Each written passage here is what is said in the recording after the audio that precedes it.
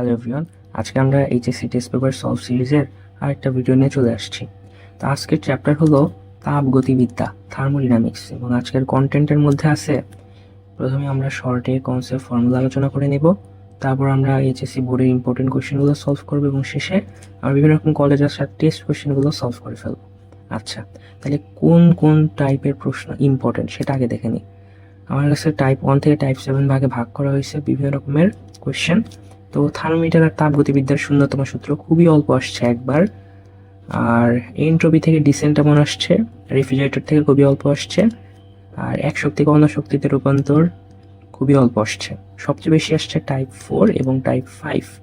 বিভিন্ন রকম তাপগতীয় প্রক্রিয়ার সমীকরণ মানে সমষ্ণ, সমচাপ, সমতাপ, রুদ্ধতাপ, এরকম কনসেপ্টগুলো থেকে আমার প্রচুর পরিমাণে ভাইয়া কোয়েশ্চেন আসছে। আর কোয়েশ্চেন আসছে তাপীয় ইঞ্জিন, কারণ ইঞ্জিন, এইগুলা থেকে প্রচুর পরিমাণে সবচেয়ে বেশি পরিমাণ প্রশ্ন আসছে। তাহলে আমরা হচ্ছে এগুলাই বেশি ফোকাস করব। আচ্ছা, এখন টাইপ 1 থেকে শুরু করা যাক। টাইপ 1 হচ্ছে থার্মোমিটার এবং তাপগতিবিদ্যার শূন্যতম সূত্র। আমি একটু ফটাফট তোমাকে বলে দিই কি কি আছে এখানে। তো তাপ হলো এনার্জি আর তাপমাত্রা হলো তাপীয় অবস্থা। আমরা যদি জানি কি একটা বস্তুর যদি তাপ থাকে, এনার্জি থাকে, তাহলে কি আছে, তার একটা তাপমাত্রা আছে। আর এই তাপমাত্রাটাই আমার পরিমাপ করি হলো থার্মোমিটার দিয়ে, তাই না? থার্মোমিটার। আচ্ছা, থার্মোমিটার যে আমরা পরিমাপ করি, যদি আমার থার্মোমিটারটা হয় পারদ থার্মোমিটার, আমরা যদি থেটা টেম্পারেচার পরিমাপ করি, তাহলে আমার একটা উষ্ণতাভিত্তিক ধর্ম আছে এক্স, যেটা হলো এক্স সমানুপাতিক থেটা। এক্স কি হতে পারে? পারদ থার্মোমিটারের ক্ষেত্রে পারদের উচ্চতা হতে পারে এক্স, রোধ থার্মোমিটারের ক্ষেত্রে এক্স হতে পারে আমার রোধের পরিমাণ। আচ্ছা, সেখান থেকে আমরা একটা সূত্র পাইছি যে theta minus theta ice divide by theta t minus theta ice equals to x minus x ice divide by x t minus x ice. মানে আমার হচ্ছে একটা বস্তুর যে তাপমাত্রা আছে থেটা, সেখান থেকে আমার বিয়োগ করতেছে থেটা আইস বা নিম্ন স্থির বিন্দু, নিম্ন স্থিরাঙ্ক, আর নিচে আছে থেটা স্টিম মানে হলো ঊর্ধ্ব স্থির বিন্দু বিয়োগ আবার নিম্ন স্থির বিন্দু, ডান পাশেও সেম। আচ্ছা, এখন ভাই থেটা কি হইতে পারে? থেটা হইতে পারে সেলসিয়াস, ফারেনহাইট, কেলভিন, রোমার, যে অনেক রকমের থার্মোমিটার হইতে পারে। মেইনলি আমরা এই তিনটা নিয়েই কাজ করি। তো আমরা এই তিনটার ক্ষেত্রে নিম্ন স্থির বিন্দু আর ঊর্ধ্ব স্থির বিন্দু দেওয়া আছে। সেলসিয়াসের ক্ষেত্রে নিম্ন স্থির বিন্দু মানে বরফ বিন্দু, যেখানে আমার পানি আর বরফ সাম্য অবস্থায় থাকে, পানি বরফে পরিণত হতে পারে, বরফ পানিতে পরিণত হতে পারে, সেটা হলো 0। আর বাষ্প বিন্দু, স্টিম পয়েন্ট বা হলো ঊর্ধ্ব স্থির বিন্দু 100। অনুরূপভাবে ফারেনহাইটের ক্ষেত্রে 32, 212, কেলভিনের ক্ষেত্রে 273, 373। আর এই ঊর্ধ্ব স্থির বিন্দু নিম্ন স্থির বিন্দুর মধ্যে পার্থক্য বলে মৌলিক ব্যবধান। আচ্ছা, আর লাস্ট একটা কনসেপ্ট, সেটা হলো কি যে আমার যদি সেলসিয়াস থেকে ফারেনহাইটে নিতে হয় তাহলে আমি কি করবো? আচ্ছা, প্রথমে আমার সেলসিয়াস একটা টেম্পারেচার আছে। আচ্ছা, নিম্ন স্থির বিন্দু কত? -0।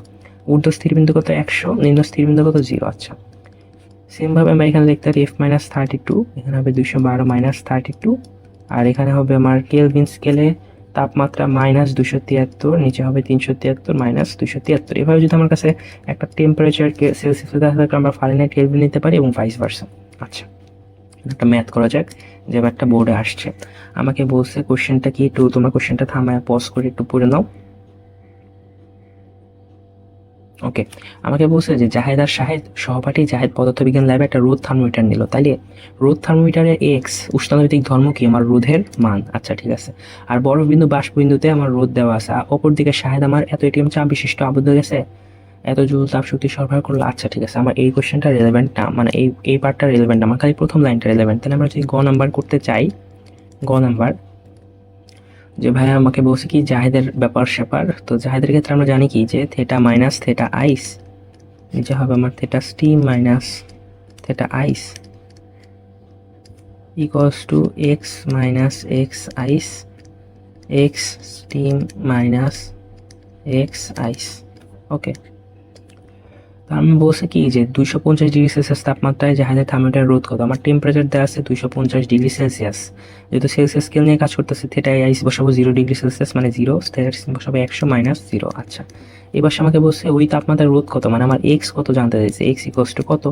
আর এক্স সাইজ আমাকে প্রশ্নে দেওয়া আছে যে বরফ বিন্দু হলো 12 ওহম, আর এখানে দেওয়া আছে স্টিম ওহম হচ্ছে 24 - 12। এটা যদি আমরা ক্যালকুলেটার বসাই ভাইয়া, তাহলে আমার থাকে 250 ডিভাইড বাই 100 গুণন 12 প্লাস 12, আমার এক্স এর ভ্যালু আসে 42। X equals to 42 ohm. Answer type 1 এই পর্যন্তই। আচ্ছা ভাইয়া, এখন টাইপ 2 শুরু করি। টাইপ 2তে কি বলছে দেখো। টাইপ 2তে আমাকে বলছে যে তাপগতিবিদ্যার প্রথম সূত্র। তাহলে আমরা তাপগতিবিদ্যার শূন্যতম সূত্রটা শিখে আসি, জিরোথ ল। জিরোথ ল বলে আমার কাছে যদি তিনটা বস্তু থাকে, প্রথম বস্তু আর দ্বিতীয় বস্তু যদি তাপীয় সাম্যাবস্থায় থাকে এবং দ্বিতীয় বস্তু আর তৃতীয় বস্তু যদি তাপীয় সাম্যাবস্থায় থাকে, তাহলে আমার প্রথম বস্তু আর তৃতীয় বস্তু কিসে আছে? তাপীয় সাম্যাবস্থায় আছে, থার্মাল ইকুইলিব্রিয়ামে আছে। আচ্ছা, আর প্রথম সূত্র ফার্স্ট ল বলে কি, বিজ্ঞানী জুল বলেন যে আমার কাজকে তাপশক্তিতে পরিণত করা যায়, তাপশক্তিকে কাজে পরিণত করা যায়, আর এরা পরস্পর সমানুপাতিক। ওটাই আমরা বলছি ডাব্লিউ সমানুপাতিক এইচ। ডাব্লিউ হচ্ছে ওয়ার্ক, এইচ হচ্ছে হিট। আর বিজ্ঞানী ক্লসেসে বিবৃতি হলো যে আমরা যদি সিস্টেমকে নির্দিষ্ট পরিমাণ তাপ দিই, এখানে হলো ডিকিউ পরিমাণ তাপ দিছি বা ডেল কিউ পরিমাণ তাপ দিছি, সেই তাপ শক্তির কিছু পরিমাণ সিস্টেম নিজের অভ্যন্তরীণ শক্তি মানে এই যে ইউ পরিমাণ ইউ বাড়াইতে ব্যবহার করে, আর বাকি শক্তি দ্বারা কাজ সম্পন্ন করে। তাহলে এখান থেকে আমরা সূত্র পাই যে del q equals to del ডাব্লিউ প্লাস ডেল ইউ। আচ্ছা, এখন আসি ভাই যে এই যে আমরা del q del u del ডাব্লিউ করলাম, এটা কখন পজিটিভ কখন নেগেটিভ? ডেল কিউ পজিটিভ হবে কখন? যখন সিস্টেমে তাপ দেওয়া হয়েছে, সিস্টেম তাপ গ্রহণ করছে। আর সিস্টেম যদি তাপ হারায় বা সিস্টেম যদি পরিবেশে তাপ ছেড়ে দেয়, সেটা ডেল কিউ হবে আমার নেগেটিভ। ডিডব্লিউ পজিটিভ হবে যখন সিস্টেম দ্বারা কাজ হয়েছে, আর সিস্টেমের উপর কাজ হলে আমার হবে নেগেটিভ। ডিইউ পজিটিভ হবে কখন? যখন অভ্যন্তরীণ শক্তি আমার বৃদ্ধি পাইছে আর অভ্যন্তরীণ শক্তি হ্রাস পালে আমার হবে ডিইউ নেগেটিভ। আচ্ছা, তাহলে আমরা মেইনলি সূত্র পাইছি DQ equals to DU plus DW. এখন আসে আমরা ইন্ডিভিজুয়াল ব্যাপার স্যাপারের উপর যে ভাই সমচাপ প্রক্রিয়ায় কি হয়। সমচাপ প্রক্রিয়া আমার পি অপরিবর্তনশীল থাকে, আর তাহলে আমার ডিডব্লিউ ইকুয়ালস টু আমরা শিখে রাখলাম পি ডেল ভি। ডিডব্লিউ এর মান হলো পি ইন্টু আয়তনের পরিবর্তন, পি তো আর পরিবর্তন হবে না। তাহলে ডি কিউ এর জায়গায় আমরা দেখতে পারি পি ডিভি প্লাস ডিইউ। আচ্ছা, সমায়তনের ক্ষেত্রে কি হয় ভাই? আমার আয়তনের পরিবর্তন ডিভি জিরো হয় না, আগে যে আয়তন পরেও তা আয়তন, তাহলে আমার ডিডব্লিউ জিরো হয়ে যায় এক্সটেনশনে, সেই হিসাবে আমার আসে ডি কিউ ইকুয়ালস টু ই ডিইউ। আচ্ছা, সমস্যাতে আমার টেম্পারেচার এর পরিবর্তন হয় না, টেম্পারেচার পরিবর্তন ইকুয়ালস টু জিরো। টেম্পারেচার পরিবর্তন জিরো হলে আমি বলতে পারি ডি কিউ ইকুয়ালস টু ডিডব্লিউ। আচ্ছা, এখন last but not the least important ব্যাপার হলো যে ভাই টেম্পারেচার যদি আনচেঞ্জ থাকে তাহলে তো সমস্যা না। টেম্পারেচার যদি আনচেঞ্জ না থাকে, ডিটি বা ডি থেটা যদি জিরো না হয়, তাহলে d q equals to m s del theta বা এম এস ডি থেটা, যেখানে এম হচ্ছে কি আমার ভর, এস হচ্ছে আপেক্ষিক তাপ স্পেসিফিক হিট, যেমন পানির ক্ষেত্রে 4200 joule per KG per kelvin, আর ডি থেটা হলো টেম্পারেচার পরিবর্তন। এখন একটা ম্যাথ দেখা যাক। তো ভাই প্রশ্ন বলছে, আচ্ছা প্রশ্নটা আমি পড়ার আগে তোমরা একবার পড়ে নাও পজ করে। আচ্ছা, শুরু করা যাক। প্রশ্ন বলছে যে ভাই আমার নিচে একটা চিত্র দেওয়া আছে, এই চিত্রে চাপ আর তাপমাত্রা পরিবর্তন দেখানো হয়েছে, তাই না? তো কিউ থেকে আরে যেতে আমার তাপগতি ব্যবস্থায় 80 জুল তাপশক্তি সরবরাহ করা হয়েছে। কিউ থেকে আরে গেছি আমরা, এখন গতে বলছে উদ্দীপক অনুসারে আর অবস্থানে আসতে তাপগতীয় ব্যবস্থাতে অন্তস্থ শক্তির পরিবর্তন কত। তার মানে আমাকে বাইর করতে বলছে ডি ইকুয়ালস টু কত, কোন থেকে কোন পথে, যখন আমরা কিউ থেকে আরে যাচ্ছি, কিউ থেকে আর পথে। আচ্ছা, আমরা চিত্রটা যদি বড় করে নেই, যে ভাই এই যে কিউ থেকে আর আমরা কই যাইতেছি, এই যে কিউ থেকে আর এই যে বরাবর দেখতে পারতেছো একটা স্ট্রেট লাইন। এখন যদি আমরা বলি যে ভাই আমরা কি সূত্র জানি, গ নাম্বার করতেছি আমরা সূত্র জানি d q equals to DU plus ডিডব্লিউ। হ্যাঁ, এখন ভাই কিউ আর পথ বরাবর যদি দেখি আমার ভলিউম, এই যে এক্স অক্ষ বরাবর ভলিউম কি ভাই 8ই আছে না, 8 মিটার কিউবই আছে, তাহলে ভলিউম কি আমার আনচেঞ্জড, তাহলে আমার পি ডিভি কত হয় আমার ভাই জিরো, কারণ ডিভি জিরো। তাহলে আমার লিখতে পারি যে d q equals to d u plus zero. আচ্ছা, আর ডি কিউ এর মান কি ভাইয়া দেওয়া আছে, প্রশ্নে দেওয়া আছে, দেখো কিউ থেকে আরে যেতে তাপগতি ব্যবস্থায় 80 জুল দেওয়া হয়েছে। আর আমরা একটু আগে পড়লাম যে ভাই যদি আমার সিস্টেমে যদি আমার তাপ দেওয়া হয়, সিস্টেমকে তাপ দেওয়া হলে ডি কিউ পজিটিভ, এর জন্য আমার এখানে কি হবে, ডি কিউ পজিটিভ হবে, তাহলে প্লাস 80 জুল ইকুয়ালস টু আমার ডিইউ। এটা আমার অ্যান্সার। আমি তাহলে ডিইউ বা অন্তস্থ শক্তি পরিবর্তন পেয়ে গেছি। গ নাম্বার শেষ। আমরা এখন ঘ নাম্বারে যাই। ভাই ঘ নাম্বারে কি বলছে দেখো তো, ঘ নাম্বারে বলছে যে আমরা যদি একটু কোশ্চেনটা বড় করে নিই, ঘ নাম্বারে বলছে উদ্দীপক অনুসারে পি কিউ আর পি চক্রের প্রতিটি ধাপের কাজ তুলনা করো।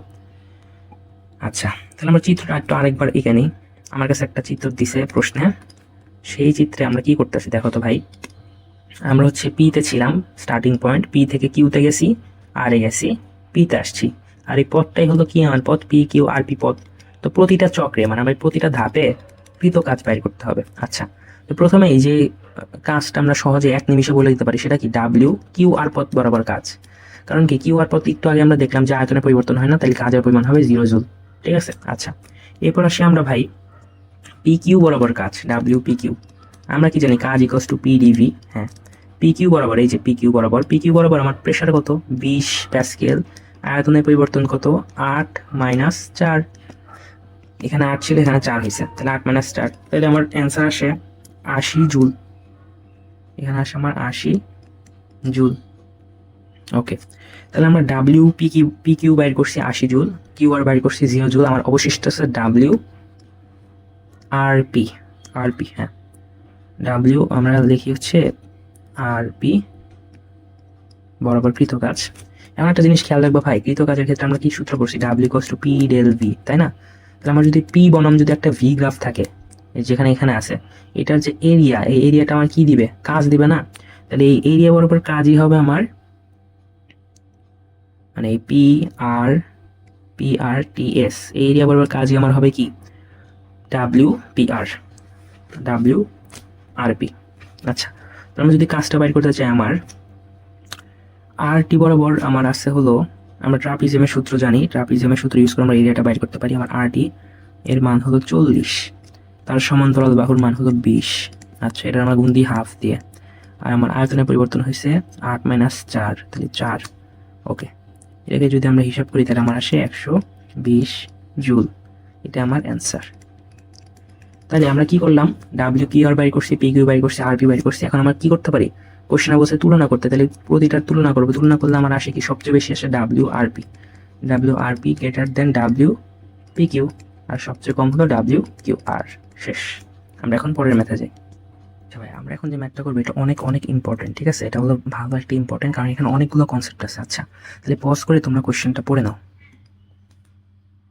আচ্ছা, আই হোপ তোমরা পড়ে নিছো। এখন দেখো, বলা হয়েছে যে চিত্রে 1 গ্রাম পানি তরল হতে বাষ্পীভূত হওয়ার 2টি স্তর আছে। 2টি স্তর মানে কি, ফার্স্টে আমরা হচ্ছে A থেকে B তে গেছি, A থেকে আমরা ফার্স্টে B তে গেছি, পরে B থেকে D তে গেছি। এই 2 স্তরের মাধ্যমে আমরা কি হয়েছে, 100°C তাপমাত্রা উন্নীত করতে পারছি পানিটাকে, এবং পানিটা বাষ্পীভূত হয়েছে।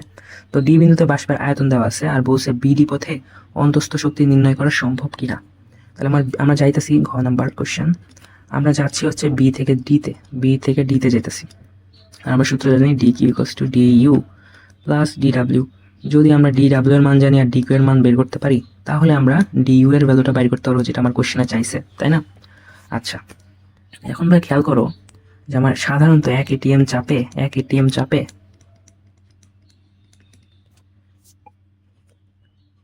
1 গ্রাম, যেটা কোশ্চেনে দেওয়া আছে, 1 গ্রাম তরলের আয়তন 1 মিলিলিটার। ঠিক আছে, সাধারণত হয় কি ভাই, যে 1 গ্রাম আমার হচ্ছে 1 গ্রাম তরলের আয়তন 1 মিলিলিটার হয়। তোমার যে জিনিসটা কি ওয়াট, সেটা হলো কি তরল। আর আমরা যখন তাপ দেই, ডি বিন্দুতে যখন যায়, তখন সেটা তরল থাকে না, পানিটা কি হয়ে যায়, বাষ্পীভূত হয়ে যায়, এবং তার আয়তন কি হয়, চেঞ্জ হয়। তাহলে হচ্ছে আমার তখন আয়তন কি হয়, 17 সিসি। তাহলে আমার আদি আয়তন ভি ইনিশিয়াল ছিল 1 মিলিলিটার, আর ভি ফাইনাল হচ্ছে আমার 1700 সিসি। আর আমরা জানি 1 সিসি মানে হলো সেন্টিমিটার কিউব বা মিলিলিটার, 1700 মিলিলিটার।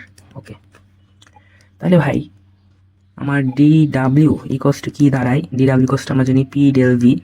প্রেশার কি, সাধারণত কিছু না দেওয়া থাকলে আমরা ধরে নিই 1 এটিএম চাপ বা 101 325 প্যাসকেল। ∆V কি, ভলিউমের পরিবর্তন। নতুন ভলিউম, বাষ্পের ভলিউম হলো 1700 মিলিলিটার, যেখানে সাধারণত আমার হচ্ছে 1 গ্রাম তরলের আয়তন থাকে 1 মিলিলিটার। আমরা যেহেতু মিলিলিটার হিসাব করছি, আমার এটাকে যদি 10⁻⁶ দিয়ে গুণ দিই, × 10⁻⁶, আমরা পাবো হচ্ছে লিটার। আচ্ছা, সরি, লিটার না, আমরা 10⁻³ দিলে পাবো মিটার, লিটার, আর আরও 10⁻³ দিয়ে পাবো মিটার কিউব। তাহলে আমরা মিটার কিউবে নিয়ে গেলাম, মানে এসআই এককে নিয়ে গেলাম। তাহলে হিসাব করলে আমার ডাব্লিউটা আসে 172.15 জুল। আর এখানে এক্সট্রা অ্যাডিশনাল ইনফো লেখা রাখি, সেটা হলো 1 মিলিলিটার মানে হলো 1 সিসি, আর 10⁻⁶ মিলিলিটার মানে হলো আমার 1 মিটার কিউব, যেটা আমরা এখানে করছি, মিটার কিউবে নিয়েছিলাম। আচ্ছা, তাহলে DW এর পরিমাণ বের হয়ে গেছে। এখন আমার কাজ কি, DQ বের করা।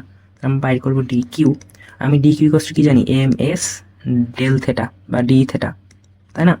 আচ্ছা, পানির ভর কি 1 গ্রাম না? হ্যাঁ, 1 গ্রাম মানে হলো 0.001 কেজি। আচ্ছা, S কি 4200 জুল পার কেজি পার মোল, যেটা আমার কোশ্চেনে দেওয়া আছে। দেখো যে পানির আপেক্ষিক তাপ 4200 joule per KG per kelvin. আচ্ছা, d⁻θ মানে টেম্পারেচার পরিবর্তন। টেম্পারেচার আমার কত থেকে কত, 100°C হয়, কত থেকে 50 থেকে। আচ্ছা, তাহলে আমি যদি এটা গুণ করি, তাহলে আমি DQ এর পরিমাণ পাই ক্যালকুলেটারে 100 জুল। আচ্ছা, তো ভাই আমি DQ এর পরিমাণ জানি, আমি DW এর পরিমাণ জানি, আমি DU বাইর করতে পারবো না? হ্যাঁ পারবো। যে DU = DQ - DW মানে হলো 100 জুল মাইনাস 172.15 জুল। এটা যদি আমরা বিয়োগ করি, তাহলে আমরা পাই -72.15 জুল। আর এই ঋণাত্মক চিহ্নটা কি বোঝাচ্ছে, যে আমার অন্তস্থ শক্তির পরিমাণ কি হয়েছে, কমছে। অন্তস্থ শক্তির পরিমাণ কমছে, মানে ডিউ কমে নাই, সরি, অন্তস্থ শক্তির পরিমাণ মানে ইউ কমছে, ঠিক আছে? আর ডিউটা এটা এর জন্য নেগেটিভ। ওকে, তাহলে আমার BD পথে অন্তস্থ শক্তি পরিবর্তন নির্ণয় করা সম্ভব। আচ্ছা ভাইয়া, এরপরের ম্যাথটা দেখো। কোশ্চেনে বলা হয়েছে চিত্রে কোনো তাপগতীয় ব্যবস্থাকে এবিসি, এসি, এডিসি তিনটা পথে এ থেকে সি বিন্দুতে নিয়েছি। মানে আমার আদি পয়েন্ট হলো এ, ইনিশিয়াল পয়েন্ট হলো এ, ফাইনাল পয়েন্ট হলো সি। কিন্তু আমি এখানে যেতে পারি তিনভাবে। আমি হয়তো যেতে পারি এ থেকে সি পথে, এ থেকে সি পথে গেছি, অথবা আমি যেতে পারি যে আমি এ থেকে বি হয়ে তারপর আমি বি থেকে সিতে গেছি, মানে এ বি সি পথে। অথবা আমি আরেকভাবে যেতে পারি, সেটা হলো এ থেকে ডিতে গেছি, পরে আমি ডি থেকে সিতে গেছি, তাই না? এই তিনভাবে আমার আমি এ থেকে সি পয়েন্টে যেতে পারি। তাহলে আমরা নাম্বারিং করে দিই। প্রথমটা হলো আমার এ বি সি পথ, পরেরটা হলো আমার এডিসি পথ, এডিসি পথ, আর শেষেরটা হলো আমার এসি পথ। আচ্ছা, তোমার গ নাম্বারে বলছে কি ভাই? গ নাম্বার যে এসি পথে সম্পাদিত কাজের পরিমাণ বের করো। এই যে এসি পথ, মানে আমার এসি পথে সম্পাদিত কাজের পরিমাণটা বাইর করতে বলছে। আমি যদি এসি পথে সম্পাদিত কাজের পরিমাণটা বাইর করতে চাই, তাহলে আমার কি করা লাগবে ভাই? আমরা পড়ছি কিন্তু যে পি ভার্সেস ভি গ্রাফে আমার হচ্ছে এরিয়া বুঝে হচ্ছে আমার কাজ, এরিয়া ইকুয়ালস টু আমার ডাব্লিউ। তাই আমি ডাব্লিউ এসি বাইর করবো। আমি এই যে এই বরাবর ডাব্লিউ এসি যদি বাইর করতে চাই, আমি কি করবো ভাই? পুরোটার ক্ষেত্রফল ট্রাপিজিয়ামের সূত্র দিয়ে বের করবো। তাহলে আমার আসে হাফ ইন্টু আমার হচ্ছে এই বরাবর এ পয়েন্টের উচ্চতা হচ্ছে আমার 2 × 10⁵, এই যেখানে দেওয়া আছে ব্র্যাকেটের মধ্যে। তাহলে আমার হবে ইন্টু 2 × 10⁵ একটা বাহু, প্লাস আরেকটা বাহু কি সি পয়েন্ট পর্যন্ত উচ্চতা এই এক্স অক্ষ থেকে, সেটা হচ্ছে 6 × 10⁵, 6 × 10⁵, ইন্টু আমার হচ্ছে এই দুইটা বাহুর মধ্যে দূরত্ব মানে হলো 6 - 2। 6 - 2 এটা কিসে আছে ভাইয়া? লিটারে আছে। তাহলে আমার লিটারে থাকলে এটা কিসে নিতে হবে? মিটার কিউবে, কারণ আমরা এসআই হিসাব করতেছি। 6 - 2 কে আমরা 10⁻³ দিয়ে গুণ করলে আমার হবে মিটার কিউব, কারণ আমরা অ্যাডিশনাল ইনফো লেখা রাখি যে 1 litre equals to 10⁻³ metre cube. আচ্ছা ঠিক আছে, তাহলে আমার WAC এর মান আসে, ক্যালকুলেটর হিসাব করলে 1600 জুল।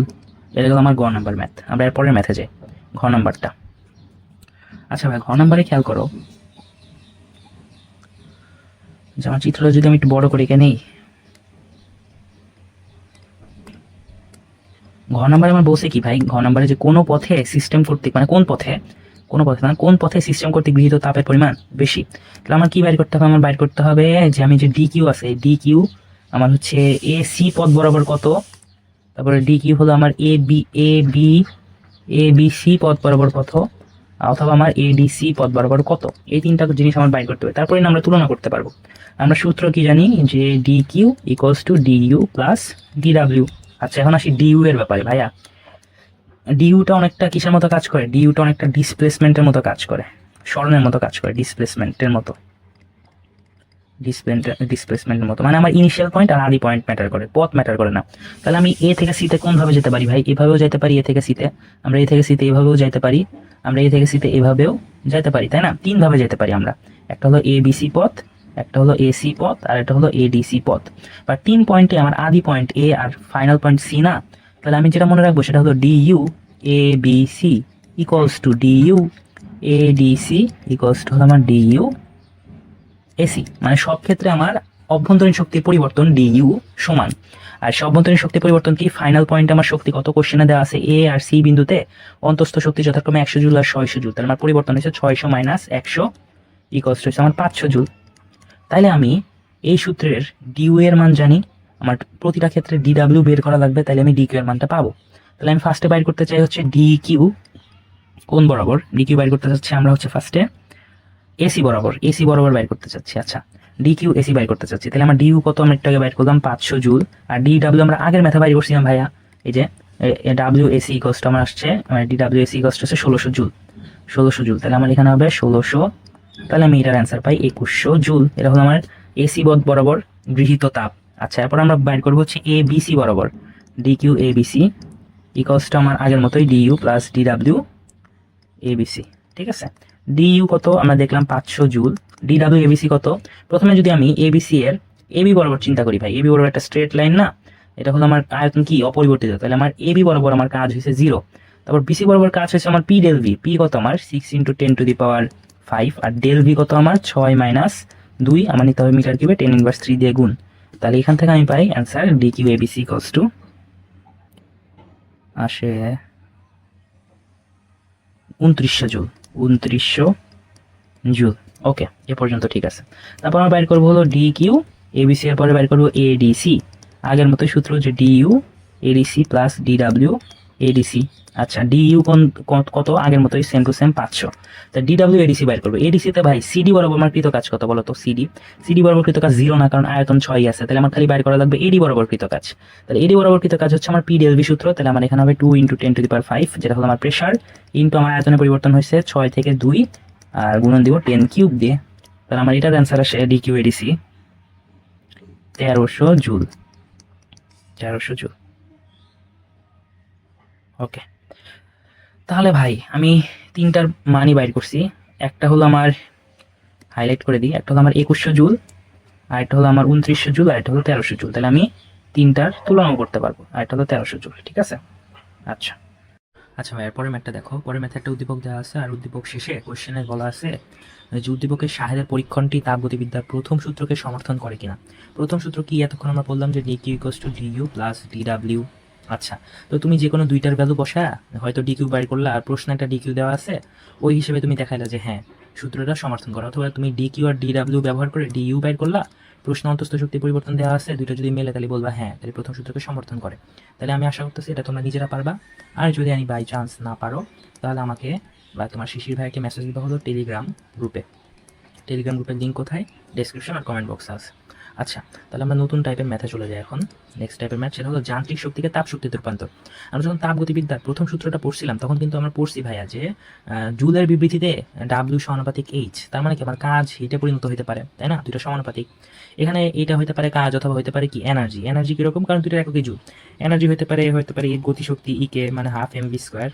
যে একটা বুলেট যাইতে ছিল একটা নির্দিষ্ট গতিশক্তিতে ½ mv², তো বুলেটটা পরবর্তীতে হয়তো একটা বরফে আঘাত করছে, বরফটা গলে গেছে, তাহলে এই সম্পূর্ণ গতিশক্তিটা তখন পরিণত হবে কিসে? তাপ শক্তিতে, হিটে পরিণত হবে। অথবা আমরা এটা সুন্দর করে বলতে এইভাবে বলতে পারি ডিকিউ পরিণত হবে। আবার হতে পারে আমার হলো পটেনশিয়াল এনার্জি। পটেনশিয়াল এনার্জি কিরকম? যে mgh। আমার একটা ভূমি থেকে এই উচ্চতায় বস্তু নিয়ে গেলে তার মধ্যে শক্তি সঞ্চিত হয়, সেটা হলো আমার বিভব শক্তি। এখন হইতে পারে আমি বস্তুকে ছেড়ে দিলে সেটা ভূমিতে এসে কোনো একটা বরফকে আঘাত করলো, বরফটা গলে গেল, এরকম হতে পারে না? তখন আমার কি হবে? পটেনশিয়াল এনার্জিটা কিসে পরিণত হবে? পটেনশিয়াল এনার্জি পরিণত হবে ডিকিউ এ। আচ্ছা, তাহলে এখন আসি যে ডিকিউ কি ভাই? যখন আমার টেম্পারেচার চেঞ্জ হয়, মানে আমার যখন ডিটি নট ইকুয়ালস টু 0, আমরা পড়ছিলাম যে আমার dq equals to m s dt, তাই না? যে এম হচ্ছে ভর, এস হচ্ছে আপেক্ষিক তাপ, যেমন পানির ক্ষেত্রে 4200 জুল, আর ডিটি হলো টেম্পারেচার পরিবর্তন। কিন্তু যদি ডিটি যদি 0 হয়, তখন আমার কি হবে? ডিটি 0 হলে DQ equals to M L. L হচ্ছে আমার সুপ্ত তাপ, সুপ্ত তাপ। আচ্ছা, মনে করো আমার কাছে একটা 0°C বরফ আছে। এই বরফটা আমার কি হবে? 0°C পানি হবে। 0°C পানি। আমার কি টেম্পারেচারের পরিবর্তন হয়েছে ভাইয়া? হয় নাই। তাহলে এখানে আমার ডিটি কত? ডিটি 0। তাই ডিটি যদি 0 হয়, এখানে কি ডিকিউ ইকুয়ালস টু আমি এম এস ডিটি লিখতে পারবো? লিখতে পারবো না, কারণ ডিটি 0 হলে পুরোটাই আমার 0 হয়ে যেত। তাই আমি এটা লিখতে পারবো না। আমি এখানে লিখবো DQ equals to M L F, fusion, F for fusion. আর যদি আমার 100°C বরফ, সরি 100°C পানি, 100°C বাষ্প হইতো, তখন আমি লিখতাম dq equals to M l v. আচ্ছা, এটা হলো ফিউশন, এটা হলো ভ্যাপোরাইজেশন, ঠিক আছে? আচ্ছা, তাহলে মোটামুটি এটাই ছিল আমার যান্ত্রিক শক্তিকে তাপ শক্তি রূপান্তর। এখান থেকে মোটামুটি আসে না বললেই চলে, তবে কনসেপ্ট যেহেতু শিখছি, একটা ম্যাথ আসছে, ওই ম্যাথটা আমরা শিখে ফেলি। তোমাকে কোশ্চেনে বলছে 0°C তাপমাত্রার 0.07 কেজি বরফকে একটা নির্দিষ্ট উচ্চতা থেকে ফেলে দেওয়া হলো। তাহলে আমার কাছে একটা ভূমি ছিল, আমার কাছে ছিল একটা ভূমি। ভূমি থেকে আমরা এই উচ্চতায় গেছি, ভূমি থেকে এই উচ্চতায়, যেটা হলো এই উচ্চতা এইচ, ভূমি থেকে এই উচ্চতায় আমরা একটা বস্তু কি করছি? এই উচ্চতা থেকে একটা বস্তু ফেলে দিছি। তো এই বস্তুটাকে যখন আমরা ভূমি থেকে এই উচ্চতায় নিয়ে গেছি, তখন এর মধ্যে সঞ্চিত শক্তি কত? mgh। প্রশ্ন বলছে এই বিভব শক্তির 55% আমার কি হয়? তাপে পরিণত হয়। তাহলে এটার 55% ইকুয়ালস টু আমার কি? তাপ, ডিকিউ। বা আমি বলতে পারি mgh into 55/100 equals to DQ. আচ্ছা, এখন ডিকিউ এর ভ্যালু কি? ভাই বলছে কি এই বরফ ছিল না, এই বস্তুটা কি ছিল? বরফ। আমরা এই উচ্চতায় নিয়ে গেছি 0.07 কেজির বরফ। আর বরফটা কি হয়েছে ভাই? আমি যখন বরফটাকে ফেলেছি 55% তাপে পরিণত হয়, আর সমস্ত বরফ গলে যায়। তো যদি বরফ যদি গলে যায়, তাহলে 0°C বরফ কিসে পরিণত হয় ভাই? 0°C পানিতে পরিণত হয় না? এটা ছিল আমার আইস। তাহলে আমার ডি কিউ এখানে সূত্র কি? আমার m s d theta use করতে পারবো না, কারণ কি আমার টেম্পারেচার পরিবর্তন হয় না। আমরা ইউজ করবো এম এল এফ। আর এই আপেক্ষিক সুপ্ত তাপ আমাকে কোশ্চেনে দেওয়া আছে না? হ্যাঁ দেওয়া আছে, 3.36 × 10⁵। তাই আমি দুই পাশ থেকে এম কাটি, আমার এম এর মানও বসানো লাগবে না। জি এর ভ্যালু হচ্ছে 9.8, এল এফ এর ভ্যালু কোশ্চেনে দেওয়া আছে 3.36 × 10⁵। তাহলে এটা যদি আমরা বসা, আমার এইচ আসে কোশ্চেন থেকে হিসাব করলে,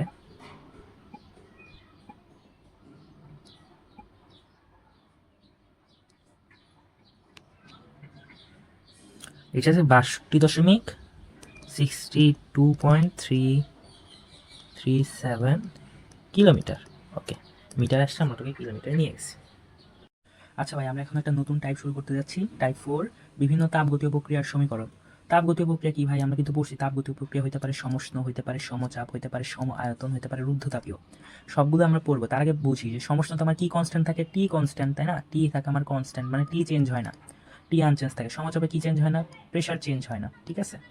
আচ্ছা, এই ক্ষেত্রে একটা জিনিস আছে, আমরা যে একটা গ্যাসে, মনে করো সমচাপীয় গ্যাসে আমরা টেম্পারেচার চেঞ্জ করলে আয়তন চেঞ্জ হয়, ব্লা ব্লা ব্লা, তাই না? এখানে একটা কাজ হয় ভাইয়া, আমরা পড়ছিলাম কিন্তু ডিডাব্লিউ, কাজ ইকোয়াল টু আমরা কি পড়ছিলাম? পিডিভি। আচ্ছা, সমায়তনের ক্ষেত্রে আমরা কাজ করছিলাম কি, যে পিডিভি যেহেতু সমায়তনের আয়তনের পরিবর্তন 0, ডিভি 0, তাহলে আমার পিডিভি ইকোয়াল টু 0, মানে সমায়তনের ক্ষেত্রে কাজটা হয় 0। এখন আমার যেটা ইম্পর্টেন্ট হাইলাইট করছি, একটা হলো সমষ্ণ, আরেকটা হলো রুদ্ধতাপীয়। সে সমষ্ণতে কাজ কি? আচ্ছা ভাই, সমষ্ণতে কাজ হলো ডাব্লিউ ইকুয়ালস টু এনআরটি লন V2/V1, যেখানে V2 হলো ভি ফাইনাল বোঝায়, V1 হচ্ছে আমার ভি ইনিশিয়াল বোঝায়।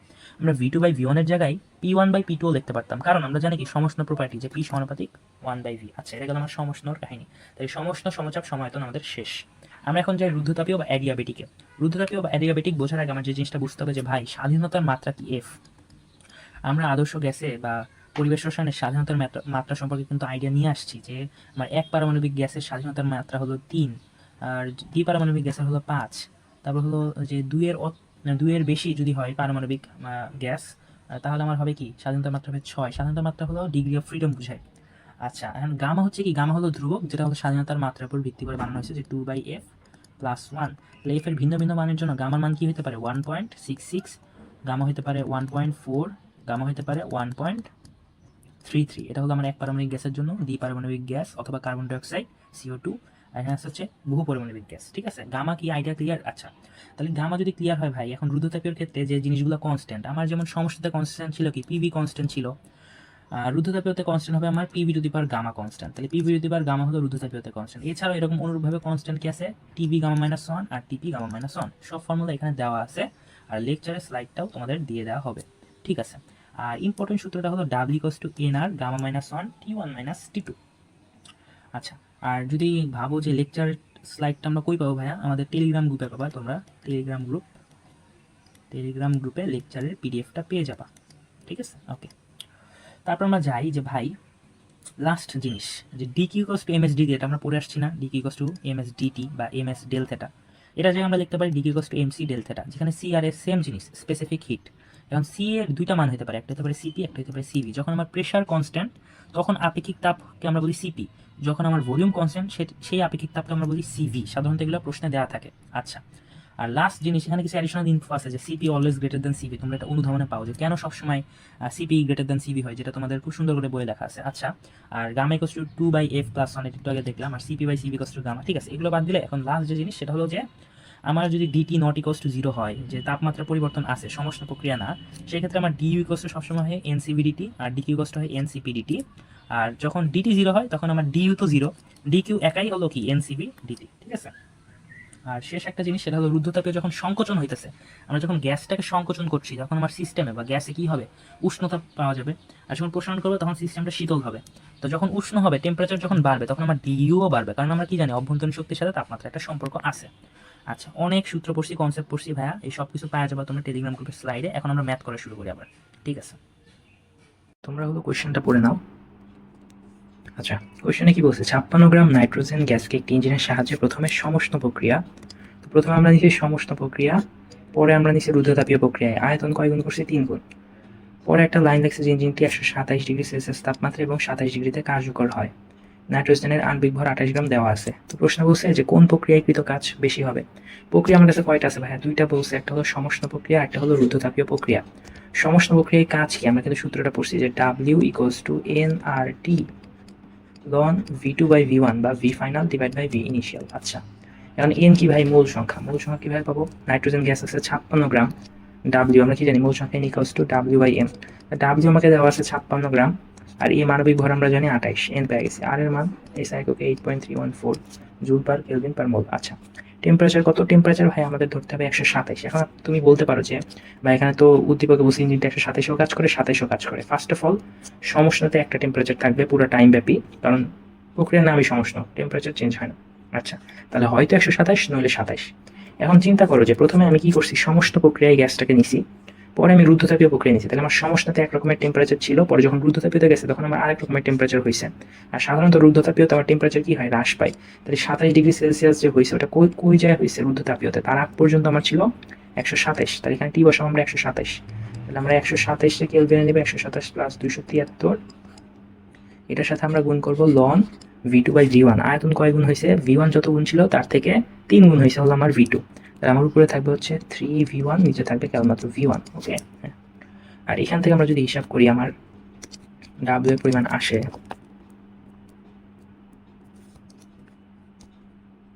V1 উপরেও কাটা নিচেও কাটা আছে, তাহলে আমার আসে হলো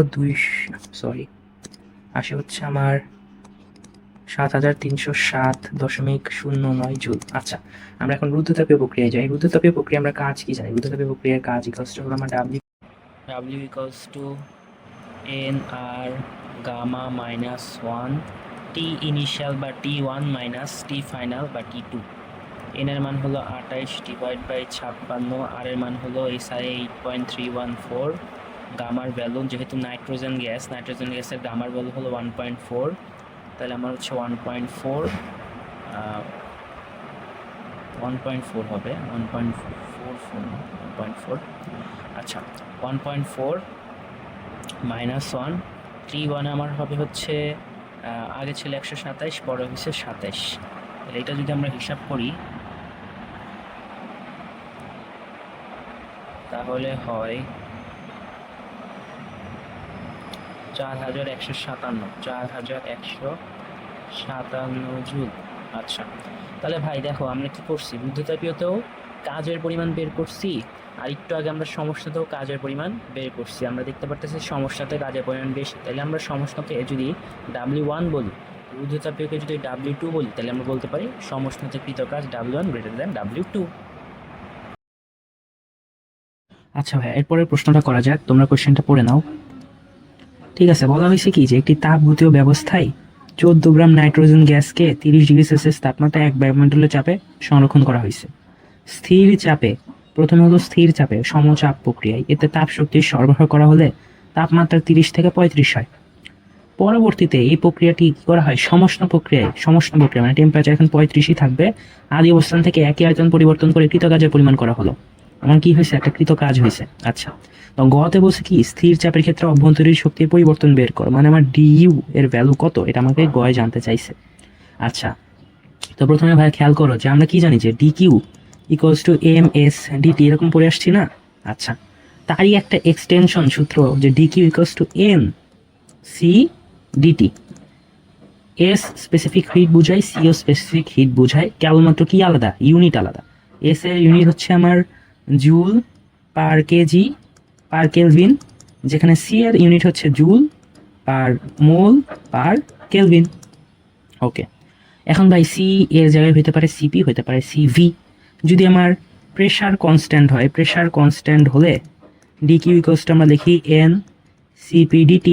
যদি আমার ভলিউম কনস্ট্যান্ট হয় তাহলে আমরা লিখি ডিকিউ ইকুয়ালস টু NCV/DT।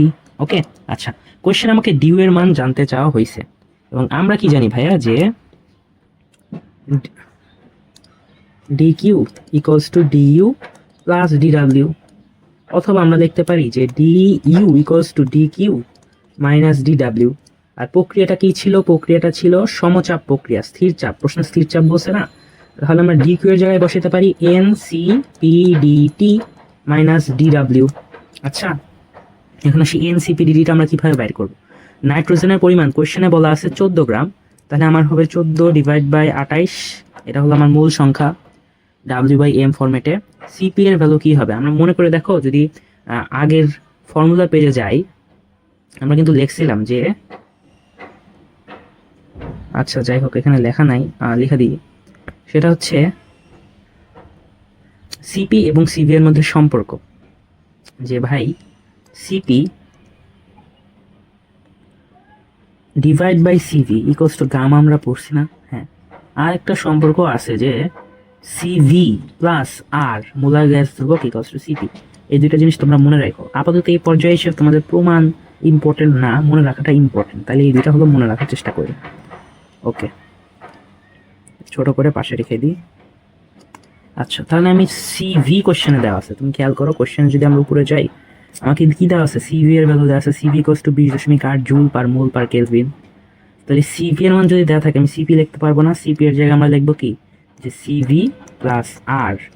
ওকে, ডিটি টেম্পারেচারের পার্থক্য কত, আমার ছিল 30 হয়েছে 35, টেম্পারেচারের পার্থক্য হবে 5, তাহলে আমি এখানে লিখলাম 5, এটা গেল আমার ডি কিউ। এরপর আসি ডিডাব্লিউ এর ভ্যালু, যে ডিডাব্লিউ এর ভ্যালু আমরা যে বিয়োগ করবো, ডিডাব্লিউ কত হবে, মনে করে দেখো ডিডাব্লিউ এর সূত্র ছিল p del v, p del v কাজের হলো প্রেশার ইন্টু ডেভি, তাই না? যেহেতু আমার প্রেশার হচ্ছে কনস্ট্যান্ট,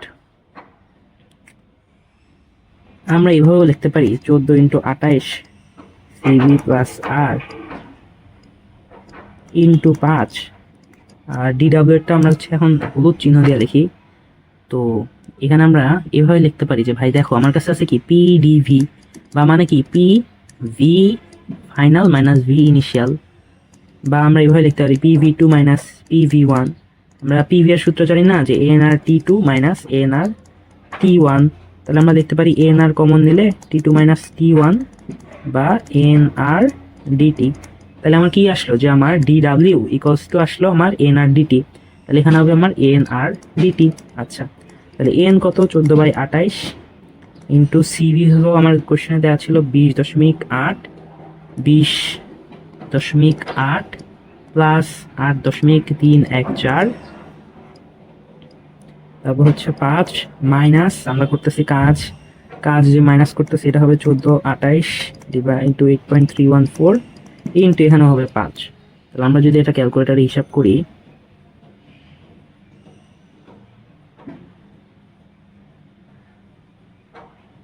আমার কাছে আছে ডি ইকুয়ালস টু 52 জুল প্রায় অ্যান্সার। ঠিক আছে, আচ্ছা ভাই এরপরের ম্যাথটা করা যাক। ঘ নাম্বার ম্যাথ বলছে কি স্থির চাপ প্রক্রিয়া এবং সমস্ত প্রক্রিয়া উদ্দীপকের নির্ণয়কৃত কাজের মান সমান হবে কিনা। ওকে, তাহলে ভাইয়া সমচাপ আর সমষ্ণ দুইটাতে আমার কৃতকাজ লাগবে। প্রথমে সমচাপেরটা আমরা বাইর করি, যেটা হচ্ছে খুবই ইজি। সমচাপ প্রক্রিয়ায় কৃতকাজ, সমচাপ যেটা আমরা একটু আগেও বাইর করছি, যদি আমরা এটাকে DW1 ধরি, এর কষ্ট হয় পিডিভি, এবং একটু আগে আমরা দেখলাম যে পিডিভি কষ্ট হয় এন আর ডিটি। আচ্ছা, এন এর ভ্যালু হলো 14/28, আর হলো 8.314, ডিটি হলো 30 থেকে 35, মানে হলো 5 ডিগ্রি বাড়ছে। তাহলে আমরা এটা হিসাব করলে আসে 20.785 জুল। আচ্ছা, এরপর সমচাপের পরে আছে আমার কাছে সমষ্ণ প্রক্রিয়া, সমষ্ণ প্রক্রিয়া থেকে আমরা DW2 দেখাইতে পারি, এবং এটা সূত্র খুবই পপুলার, NRT ln V2/V1। তাহলে আমি এখানে এন জানি, আর জানি, টি জানি, বাট V2 আর V1 কিন্তু আমার জানা নেই। বাকিগুলোর মান বসাই, 14/28, এখানে আছে আর, এখানে আছে আমার আর এর ভ্যালুটা লিখি 8.314, টি হচ্ছে আমার 35 ডিগ্রি সেলসিয়াস, তাহলে মান হবে 35 প্লাস 273, আর আছে লন,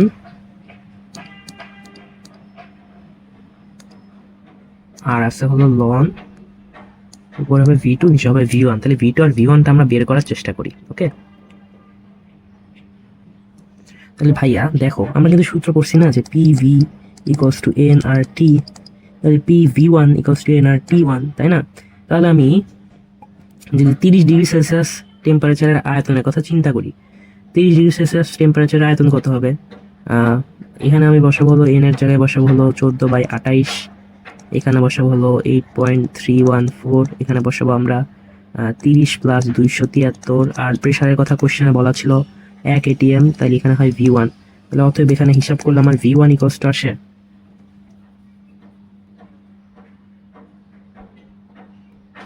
আচ্ছা আমরা এখানে 1 atm না, এখানে আমরা বসাবো হলো 1 atm না, প্যাসকেলে বসাবো, যে 101.325 প্যাসকেল। আচ্ছা, তাহলে V1 আমার আসে হচ্ছে, ক্যালকুলেটর যদি হিসাব করি, 0.01243 মিটার কিউব। আমরা V1 পেয়ে গেছি। V2 কেমনে পাবো ভাই? আমরা কি জানি যে V1/T1 ইকুয়ালস টু V2/T2। তো V1 আমি জানি, T1 আমি জানি 30 ডিগ্রি সেলসিয়াস বা 30 প্লাস 273, এখানে হবে 35 প্লাস 273, তাহলে আমার V2 আসে কত? V2 এর ভ্যালু আসে হচ্ছে 0.01264 মিটার কিউব। তাই V1 এর ভ্যালু আমি জানি, V2 এর ভ্যালু আমি জানি, ওইটা আমি এখানে বসাই দেবো 0.1264 ডিভাইড বাই 0.01243। তারপর আমার একটা ভ্যালু চলে আসবে এবং আমরা দেখাইতে পারবো যে W1 আর DW2 সমান। ঠিক, পরে মেথে কি বলছে ভাই, আছে আমাকে একটা গ্রাফ দেওয়া আছে, এই গ্রাফ থেকে ঘাবড়ানোর কিচ্ছু নাই, মানে এই এই চিত্র দেখে ঘাবড়ানোর কিছু নাই, গ্রাফ না সরি। তো আমরা প্রশ্নটা পড়ে নিই। প্রশ্ন বলছে কি, ক্লসিয়াস পিস্টনযুক্ত সিলিন্ডারে 1 মোল হাইড্রোজেন গ্যাস নিয়ে কত মোল? 1 মোল হাইড্রোজেন গ্যাস। আচ্ছা, তো পি বনাম ভি এর লেখচিত্রে নিম্নে প্রদর্শন করা হলো। এটি একটি প্রত্যাবর্তী চক্র। আচ্ছা, আমি যদি সব তথ্য বাদ আপাতত দেখে আমাকে কি বলছে, গ নাম্বার বলছে উদ্দীপক অনুসারে হাইড্রোজেন গ্যাসকে বি থেকে সি, বি কই আছে? বি আছে হচ্ছে এই যে বি, তাই না, আর এখানে আছে সি। আমরা যদি তাও চিত্রটাকে যদি বড় করে নেই,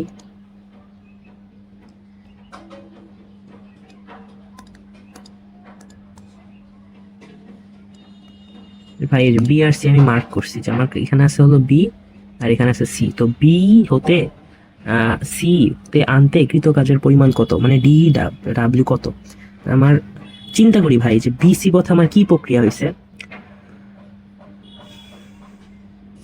তোমরা যদি এরকম ইঞ্জিনের ম্যাথ আগে দেখে থাকো তাহলে তোমরা জানো যে আমার যদি পি বনাম ভি গ্রাফ আছে, সাধারণত প্রথমে আমার হয় সমষ্ণ প্রক্রিয়া, তারপর হয় রুদ্ধতাপীয়, তারপর হয় সমষ্ণ, তারপর হয় রুদ্ধতাপীয়। এটা সমষ্ণ রুদ্ধতাপীয়, তাহলে আমার এই বি থেকে সি প্রসেসটা কি আসে? রুদ্ধতাপীয়, অ্যাডিয়াবেটিক, যেখানে আমার টেম্পারেচার চেঞ্জ হয়। আর সমষ্ণতে টেম্পারেচার সেম থাকে, যেমন এখানেও T1 এখানেও T1, বাট এখানে হয়ে গেছে আমার T2। আচ্ছা, আবার এখানে T2 আছে, বাট এখানে আবার T1। আচ্ছা ঠিক আছে, তাহলে আমার বিসি পথের সমষ্ণ না, আমার হচ্ছে রুদ্ধতাপীয় প্রক্রিয়ায় হয়েছে। তাহলে রুদ্ধতাপীয় প্রক্রিয়াকৃত কাজ কত? রুদ্ধতাপীয় প্রক্রিয়াকৃত কাজ DW n আর গামা -1 আদি তাপমাত্রা T1 মাইনাস ফাইনাল তাপমাত্রা T2। ওকে, তাহলে ভাই এন কত? হাইড্রোজেন গ্যাস মোল সংখ্যা 1, 8.314 দেওয়া আছে, হাইড্রোজেন গ্যাস H2, তাহলে আমার গামা হবে 1.4 - 1। আমার চিন্তা করতে হবে T1 মাইনাস T2 নিয়ে। T1 আর T2 কি কোশ্চেনে দেওয়া আছে? হ্যাঁ দেওয়া আছে, 600 কেলভিন 400 কেলভিন, তাহলে আমার হবে 600 মাইনাস 400। এটা যদি আমি ক্যালকুলেটর হিসাব করি আসে 4157 জুল। আচ্ছা, যে জিনিসটা আমার মাথায় রাখতে হবে যে ভাই সাধারণত একটা গ্রাফে যদি আমার পি বনাম ভি গ্রাফ হয়, যে রেখাটার ঢাল কম সেটা আমার হবে সমষ্ণ, আর যে রেখাটার ঢাল বেশি সেটা আমার হবে রুদ্ধতাপীয়। ঠিক আছে। আচ্ছা ভাইয়া, এরপরে কোশ্চেন করা যাক। পরে বলছে যে আমাকে একটা চিত্র দেওয়া আছে এবং গ নাম্বারে বলছে সিডি অংশে কৃত কাজ কত। আচ্ছা, সি হচ্ছে আমার এখানে আছে, ডি হচ্ছে আমার এখানে আছে। আর সিডি প্রসেসটা কি আমরা একটু আগে চিত্রের সাথে তুলনা করলে বুঝবো। সিডি হলো সমষ্ণ প্রক্রিয়া। যেমন এখানে আমার দেওয়া আছে কি, টেম্পারেচার হলো 400 কেলভিন সিডি বরাবর, আর এ বি বরাবর আমার কৃত টেম্পারেচার হলো 300 কেলভিন। তাহলে আমার এই যে এই লাইনটা যে আছে এটাও সমষ্ণ প্রক্রিয়া, এইটা হলো আমার একটা সমষ্ণ প্রক্রিয়া, তাই না? আচ্ছা, তো আমার কোশ্চেনে এই সিডি বরাবর কৃত কাজ জানতে চাওয়া হয়েছে, তাহলে আমার গ হবে সিডি বরাবর কৃত কাজ W = nRT ln V2/V1।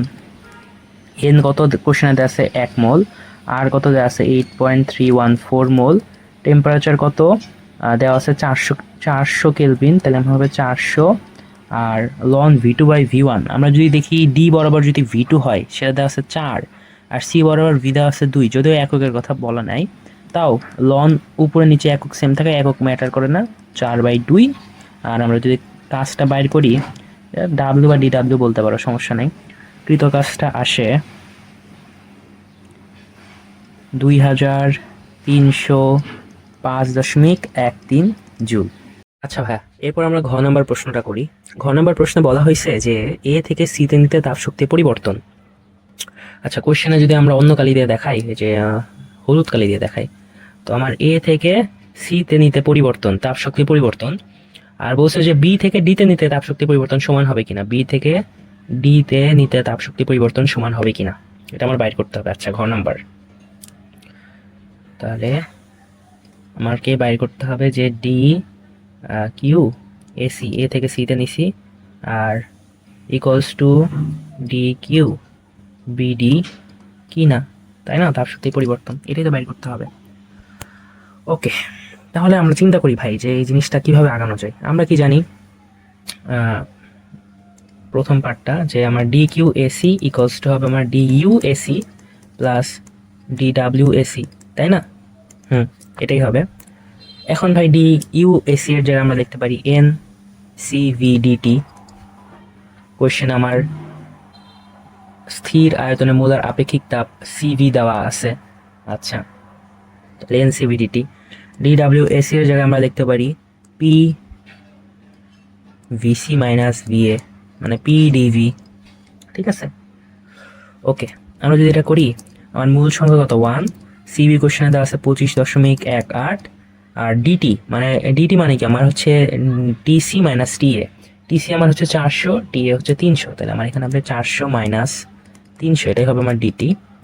Plus pressure, আমি হচ্ছে যাচ্ছি হচ্ছে এসি বরাবর, এখানে প্রেশার আছে 4 ইন্টু 10⁵, তাহলে আমার হবে এখানে প্রেশারের জায়গায় 4 ইন্টু 10⁵ প্যাসকেল, আর আয়তনের পরিবর্তন ভিসি মাইনাস ভিএ হবে হচ্ছে আমার 2 মাইনাস 1, তাহলে 2 মাইনাস 1। সাধারণত যেহেতু একক দেওয়া নেই, আমরা ধরে নিতে পারি যেটা মিটার কিউব দেওয়া আছে। আচ্ছা, ডি কিউএসি আসে আমার 402515 জুল। ওকে, এখন লাল কালি দিয়ে আরেকটা লেখা ফেলি। আচ্ছা, এরপর আমরা বের করবো ডি কিউ বিডি। তো d Q BD equals to আগের মতোই d u BD plus d u ডিডাব্লিউ বিডি। ঠিক আছে, সিমিলারভাবে আগের প্রসেসে আমি এখানে লিখবো এন সি ভি ডিটি।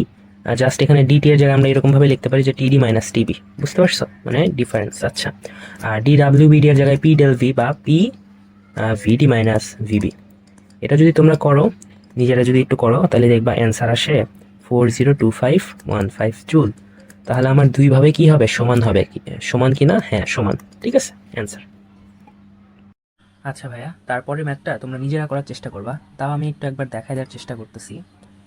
যদি আমরা ফিগারটা আঁকি ক্লিয়ারলি, একটু ক্লিয়ার করে বড় করে নিই, দাঁড়াও। আচ্ছা, এটা হলো আমার প্রথম চিত্র, প্রথম কার্নো ইঞ্জিন। ওকে, প্রথম কার্নো ইঞ্জিনে এখানে আমার ওয়াই অক্ষ বরাবর দেওয়া আছে প্রেশার, তারপর সাদা কালি দিয়ে লিখি, ওয়াই অক্ষ বরাবর দেওয়া আছে প্রেশার, আর এক্স অক্ষ বরাবর দেওয়া আছে ভলিউম, আয়তন। এখানে দেওয়া আছে এ বিন্দু, এখানে দেওয়া আছে বি বিন্দু, সি বিন্দু, ডি বিন্দু। এ বিন্দুতে প্রেশার হচ্ছে আমার P1 V1, সরি প্রেশার হচ্ছে P1 আর ভলিউম হচ্ছে V1। এখানে হচ্ছে P2 V2, এখানে হচ্ছে আমার P3 V3,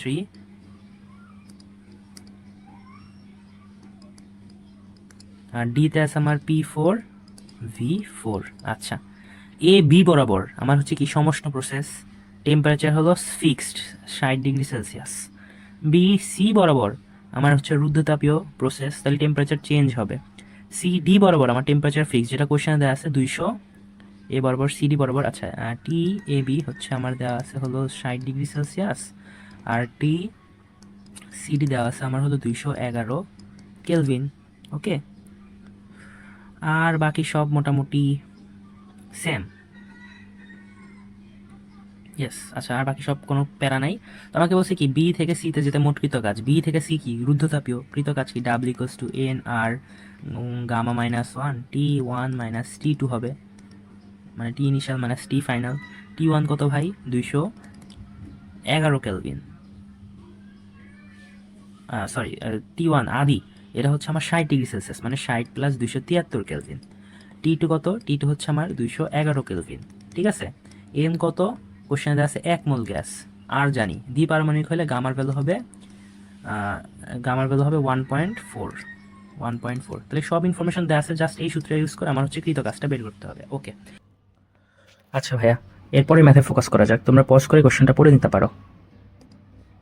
ঠিক আছে, কোশ্চেনে কি বলছে যে আমার প্রথম সিলিন্ডারে চূড়ান্ত তাপমাত্রা, মানে গ্যাসের চূড়ান্ত তাপমাত্রা নির্ণয় করো। আচ্ছা, তো আমার প্রেশার দেওয়া আছে 750 মিলিমিটার মার্কারি, টেম্পারেচার দেওয়া আছে 30°C, দুইটা গ্যাস সিলিন্ডার আছে, প্রতিটিতে আমার 2 মোল ত্রিপারমাণবিক গ্যাস আছে। ত্রিপারমাণবিক গ্যাস মানে হলো গামা ইকুয়ালস টু হয় 1.33। আচ্ছা, আর উভয় সিলিন্ডারে চাপ অপসারণ করে প্রথম সিলিন্ডারে গ্যাসের আয়তন কি করছি? দ্রুত দ্বিগুণ করছি। আর দ্রুত যেখানে লেখা থাকবে সেখানে ভাইয়া হবে কি রুদ্ধতাপীয় প্রসেস। রুদ্ধতাপীয় প্রসেস খুবই ফাস্ট প্রসেস, এখানে খুব দ্রুত তাপের আদান প্রদান হয়, খুব দ্রুত তাপ প্রদান করা হয়। এর জন্য আমার কি হয়? DQ0 হয়, তবে ডিটি জিরো হয় না, বরং ডিটি আমার পরিবর্তনশীল হয়। ঠিক আছে, আচ্ছা। আর সমষ্ণ প্রক্রিয়ায় ডিটি জিরো হলেও আমার ডিকিউ জিরো হয় না। ওকে। আর অপরদিকে দ্বিতীয় গ্যাসের সিলিন্ডারে ধীরে ধীরে দ্বিগুণ করা হয়। ধীরে ধীরে মানে কি? সমষ্ণ। ধীরে ধীরে মানে হলো সমষ্ণ। এটা হলো মনে রাখবা সবসময় বোর্ড কোশ্চেনে, যেখানে দেখবা যে দ্রুত হয়েছে, যেমন টায়ার বাস্ট হয়ে যাওয়া দ্রুত, কি প্রসেস? রুদ্ধতাপীয়। আর ধীরে ধীরে হইলে সমষ্ণ বা আইসোথার্মিক। আচ্ছা, তো গ নাম্বারে বলছি কি, প্রথম সিলিন্ডার গ্যাসের চূড়ান্ত তাপমাত্রা নির্ণয় করো। রুদ্ধতাপীয় প্রক্রিয়া হয়েছে না প্রথমটাই, আমরা মাত্র দেখলাম দ্রুত। রুদ্ধতাপীয় ক্ষেত্রে প্রপার্টিগুলো কি ছিল? PV to the power gamma equals to constant হয়, অথবা TV to the power gamma minus one equals to constant হয়, তাই না? এরকম। তো আমরা এই দ্বিতীয় সূত্রটা ইউজ করতে পারি, অথবা আরেকটা আছে যে TP gamma one minus gamma equals to constant হয়, তাই না? আমরা এই মাঝখানেরটা ইউজ করতেছি। যদি মাঝখানেরটা ইউজ করি তাহলে আমার হয় T1 V1 gamma minus one equals to T2 V2 gamma minus one. Okay, তোমার V1 কত ছিল? আয়তন দ্বিগুণ করা হয়েছে, তাহলে আমার V1 যত ছিল V2 হবে তার দ্বিগুণ। আচ্ছা, তাহলে আমি T1 by T2 equals to আমি লিখতে পারি V2 বাই V1, পুরোটার উপরে লিখতে পারি গামা মাইনাস ওয়ান। তো V2 হচ্ছে আমার V1 এর দ্বিগুণ, তাহলে 2V1, নিচে আছে খালি V1 উপর নিচে কাটা, এখানে থাকে গামা মাইনাস ওয়ান, এখানে আছে T1 বাই T2। T1 কি আমি জানি? কোশ্চেনে কি T1 দেওয়া আছে? হ্যাঁ, 30°C তাপমাত্রা। তাহলে T1 হচ্ছে আমার 30 প্লাস 273, আর T2 আমি জানি না, এখানে আছে 1.33 মাইনাস ওয়ান, অতএব T2 আসে আমার 34, না না সরি 34 না, T2 আসে হচ্ছে আমার 241.048 কেলভিন। আচ্ছা আচ্ছা ভাই, এবার ঘ নাম্বার কোশ্চেনটা আমরা খেয়াল করি। ঘ নাম্বারে বলছে যে উভয় সিলিন্ডারে চাপ অপসারণকৃত কাজ সমান হবে কিনা। তো আমরা একটু আগে কি করলাম ভাই? আমরা কিন্তু একটু আগে দেখলাম যে আমার যদি এখানে থাকে ধীরে ধীরে তাহলে হবে সমষ্ণ, আর যদি দ্রুত এই শব্দ থাকে তাহলে প্রসেসটা হবে রুদ্ধতাপীয়। তাহলে আমার কৃত কাজের সূত্র আমরা সমষ্ণ তো জানি, রুদ্ধতাপীয় তো জানি, যে ঘ নাম্বারে রুদ্ধতাপীয়তে W equals to NR gamma minus one T1 minus, sorry হ্যাঁ না ঠিকই আছে, gamma minus one T1 minus T2। Okay. আর সমষ্ণতে DW, এটা 1 হলে এটা দিলাম যে NRT loan V2 by V1। আমরা সিম্পলি সূত্রগুলো দিয়ে বাইর করে দেখাবো যে দুইটার ক্ষেত্রে আমার কাজ কিরকম হয়। ঠিক আছে, আচ্ছা। তারপর লাস্ট ম্যাথ, এই ম্যাথটা ভাই তোমরা নিজেরা করার চেষ্টা করবা, এন্ড আই হোপ তোমরা এটা পারবা। এটা ইজি ম্যাথ আছে, না পারলে আমাদের টেলিগ্রাম গ্রুপে বলবা, টেলিগ্রাম। পরবর্তী টাইপ শুরু করা যাক। পরবর্তী টাইপ হলো টাইপ 5, তাপীয় ইঞ্জিন। আচ্ছা, তাপীয় ইঞ্জিন কি ভাই? তাপীয় ইঞ্জিন হচ্ছে কি, মনে করো আমার কাছে যে কোনো একটা ইঞ্জিন আছে, হইতে পারে সেটা কার্নো ইঞ্জিন বা আদর্শ ইঞ্জিন, হইতে পারে অন্য যে কোনো ইঞ্জিন। মেইন কথা কি ভাইয়া, যে আমার কাছে একটা সোর্স থাকবে, তাই না? এনার্জি সোর্স, যেখানে আমার টেম্পারেচার কি থাকবে? বেশি থাকবে। তাপ আমার কি থাকবে? বেশি থাকবে, T1। ঠিক আছে, আরেকটা থাকবে আমার সিঙ্ক বা গ্রাহক। তো হবেটা কি ভাই, যে আমার এই যে উচ্চ তাপমাত্রা যে আছে T1, সেখানে যে তাপটা আছে Q1, সেখান থেকে কিছু পরিমাণ তাপ এনার্জি আমরা ইউজ করতে পারবো W হিসেবে, আর কিছু পরিমাণ আমার সিঙ্কে বর্জন হবে। তাহলে আমার ইটা দক্ষতা ইকুয়ালস টু কি হয় ভাই? আমি যতটুকু ইউজ করতে পারতেছি আউটপুট কত আমার W ডিভাইড বাই আমার ইনপুট কত Q1। আর অ্যাডিশনাল ইনফো কি ভাই, যে আমার সিঙ্কে যাচ্ছে কি Q2 তাপমাত্রা, তাহলে Q1 minus Q2 equals to আমার হয় W, অথবা আমরা W এর জায়গায় লিখতে পারি কি, এই যে W এর জায়গায় এখানে লিখতে পারি Q1 minus Q2 divide by Q1, বা আসে finally 1 minus Q2 by Q1। এটা হলো আমার যে কোনো ইঞ্জিনের দক্ষতা। এখন ইঞ্জিনটা যদি কার্নো ইঞ্জিন হয়, কার্নো ইঞ্জিনের ক্ষেত্রে আমার যে ব্যাপারটা হলো সেটা হলো এই তাপ আর তাপমাত্রা সমানুপাতিক। সেক্ষেত্রে আমি লিখতে পারি eta equals to 1 minus T2 by T1। শেষ। এটা হলো কার্নো ইঞ্জিন বা প্রত্যাবর্তী ইঞ্জিনের ক্ষেত্রে, আর নিচেরটা হলো যে কোনো ইঞ্জিনের ক্ষেত্রে। ঠিক আছে, এখন ম্যাথ করা যাক। আচ্ছা, ফার্স্ট একটু কোশ্চেনটা বড় করে নিই। ওকে, বলছে কি 56 গ্রাম নাইট্রোজেন গ্যাসকে একটি ইঞ্জিনের সাহায্যে প্রথমে সমষ্ণ, পরে রুদ্ধতাপীয় প্রক্রিয়া আয়তন 3 গুণ করা হয়েছে। ইঞ্জিনটি এত তাপমাত্রায় কার্যকর আছে। ইঞ্জিনটির কর্মদক্ষতা নির্ণয় করা। আমরা যদি আগের পেজে দেখি ভাই, আমরা কি বলছিলাম? T1 কি হাই টেম্পারেচার, T2 হলো লো টেম্পারেচার, কারণ T2 হলো সিঙ্ক, আর T1 হচ্ছে আমার কি উৎস। তো উৎসে সাধারণত বেশি তাপমাত্রা থাকে, সেখান থেকে আমরা কিছু তাপ বা এনার্জি ব্যবহার করলে আমার গ্রাহকে কম তাপমাত্রা হয়, কম শক্তি থাকে। আচ্ছা ঠিক আছে, তাহলে আমার এইখানেও কিন্তু ভাই দুইটা টেম্পারেচার ইঞ্জিনটা কাজ করছে, তাই না? 127 আর 27 ডিগ্রি সেলসিয়াস। তাহলে ইঞ্জিনের কর্মদক্ষতা আমরা কীভাবে করবো? সিম্পলি আমরা হচ্ছে ইটা ইকুয়ালস টু 1/T2 - T1, যেখানে আমরা পড়ছিলাম T2 হলো কম তাপমাত্রা, T1 হচ্ছে বেশি তাপমাত্রা। তাহলে উপরে হবে 27 + 273, নিচে হবে 127 + 273 কেলভিনে নিলে।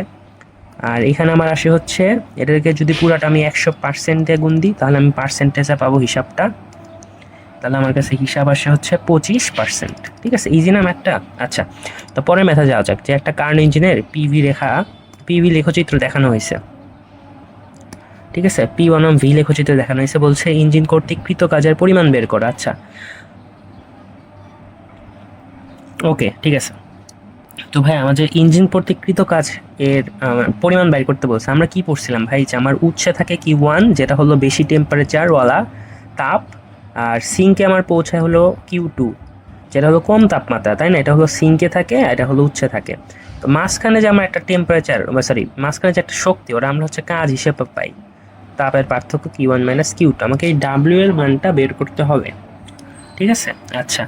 তো প্রশ্নে কি বলছে ভাই, কার্নো ইঞ্জিন। আর আমরা কি জানি যে কার্নো ইঞ্জিনের ক্ষেত্রে কিউ সমানুপাতিক টি হয়। যে কোনো ইঞ্জিনের ক্ষেত্রে ইনক্লুডিং কার্নো ইঞ্জিন আমার ইটা ইকুয়ালস টু 1 - Q2/Q1 হইলেও কার্নো ইঞ্জিনের ক্ষেত্রে আরেকটা সত্য আছে, সেটা কি 1 - T2/T1, তাই না? অথবা আমরা বলতে পারি যে Q2/Q1 ইকুয়ালস টু T2/T1।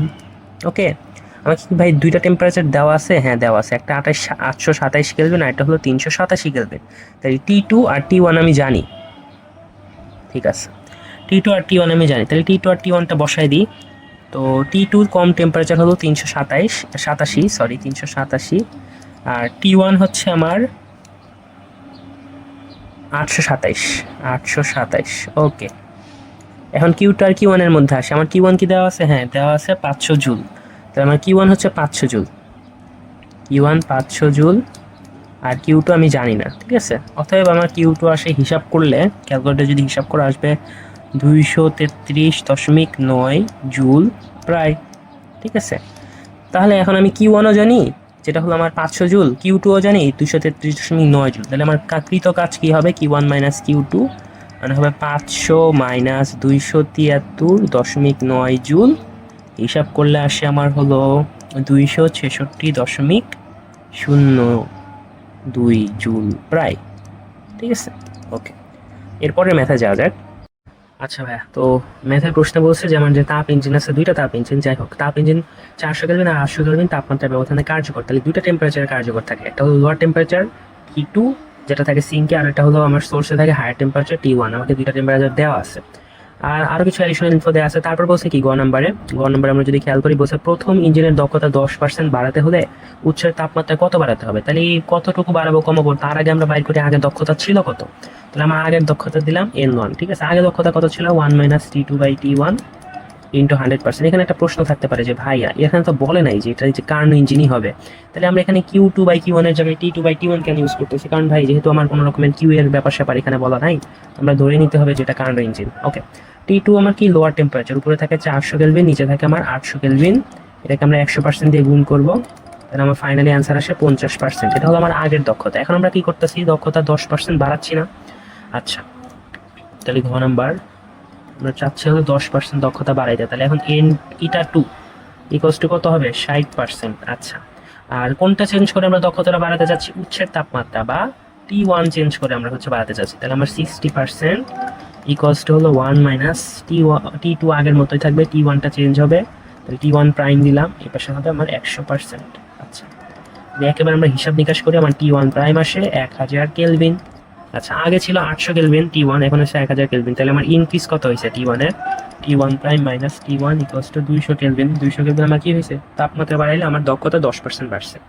আচ্ছা, এরপরে আমরা একটা ব্যাপারে আসছি ভাই, যে কোন ইঞ্জিনটা বেশি পরিবেশ বান্ধব হবে। তো এই কনসেপ্ট পড়ার জন্য আমার যে টপিকটা লাগবে সেটা হচ্ছে এনট্রপি। তো আমরা টাইপ 7 এর কিছু বেসিক ব্যাপার স্যাপার আগেই পড়ে আসি। হ্যাঁ, এনট্রপি হলো কি ভাই, যে আমার তাপমাত্রা, যে তাপের যে পরিবর্তন হচ্ছে ডিকিউ, এই তাপের যে পরিবর্তন হচ্ছে ইন রেসপেক্ট টু টি, এটাই হলো আমার এনট্রপি বা বিশৃঙ্খলার একটা হলো প্রকাশ।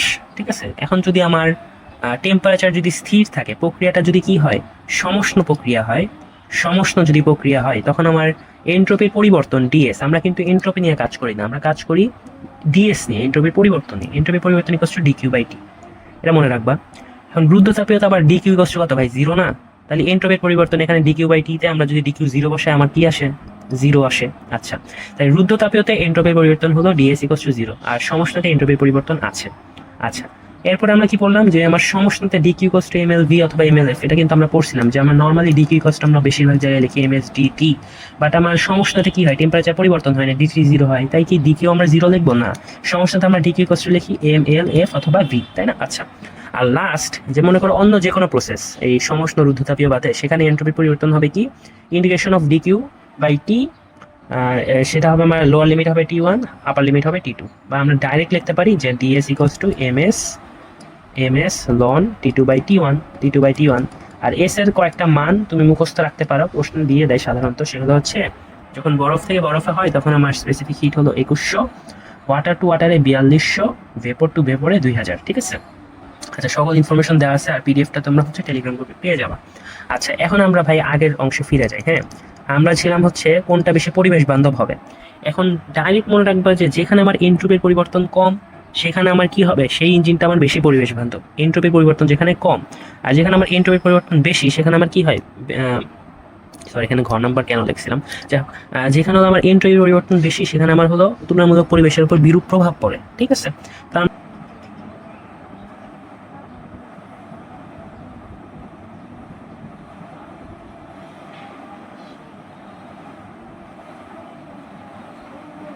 ঠিক আছে, আমরা কোশ্চেনটা আবার নিয়ে আসলাম নতুন একটা পেজে। আমরা করব এখন ঘ নাম্বার করতেছি কোন ইঞ্জিনটা বেশি পরিবেশ বান্ধব হবে, ঠিক আছে? তো আমার ফার্স্ট ইঞ্জিনের কথা চিন্তা করি, আমার কাছে এখন আমরা কাজ করতেছি প্রথম ইঞ্জিন নিয়ে। প্রথম ইঞ্জিন আমার কিন্তু টেম্পারেচার কি, এটা কি সমষ্ণ প্রক্রিয়া না, দুইটা টেম্পারেচার আছে, একটা হলো টি1 একটা হলো টি2। তাহলে এন্ট্রপির পরিবর্তনে আমরা এখন সূত্র লিখব ডিএস ইকুয়ালস টু এমএস লন টি2 বাই টি1। যদি সমস্যা হতো আমরা কি লিখতাম, যে ডিকিউ বাই টি, ঠিক আছে? যদি সমস্যা হতো তাহলে আমরা লিখতাম হচ্ছে DS equals to DQ by T, যদি এটা সমস্যা না। আচ্ছা হ্যাঁ, এমএস লন টি2 বাই টি1, ডাইরেক্ট আমরা এটা দেখলাম ইন্টিগ্রেশন সাইনের ব্যাপার স্যাপার অ্যাভয়েড করে। আচ্ছা, তাহলে এম কত ভাই, আমার কত গ্রাম ভর নিয়ে আমরা কাজ করতেছি, 10 গ্রাম। তাহলে এম হবে আমার 0.010 কেজি। আচ্ছা, এস কত ভাই, প্রথম ইঞ্জিনের ক্ষেত্রে আমার আপেক্ষিক তাপ 2000 জুল না, তাহলে আমার এস এর ভ্যালু বসাবো 2000 joule per KG per kelvin, যাই হোক একক লেখা লাগবে না। লন টি2 কত হবে 800, টি1 কত হবে, সরি উপরে লন টি1/টি2, খুবই দুঃখিত, লন টি1/টি2, হ্যাঁ উপরে হবে 800 নিচে হবে 400। তার মানে এখানে অ্যান্সার আসে যে টিএস ইকুয়ালস টু, ক্যালকুলেটর হিসাব করলে 13.86, আর একক কি হবে, জুল পার কেলভিন। একক বাইর করার একটা সহজ প্রসেস কি ভাই, যে আমি হচ্ছে জানি যে d q by t equals to হলো ডিএস, তাই না? যেটা আমরা এখানেও বাইর করছি অন্য সূত্র দিয়ে। আর ডি কিউ বা সূত্র হলো জুল, আর টেম্পারেচার হলো কেলভিন, তাহলে আমার ওভারঅল এখানে আসে জুল পার কেলভিন। ওকে, হ্যাঁ একইভাবে আমরা সেকেন্ড ইঞ্জিনেরটা বাইর করি। সেকেন্ড ইঞ্জিনের আমার হচ্ছে এন্ট্রপির পরিবর্তন DS equals to MS loan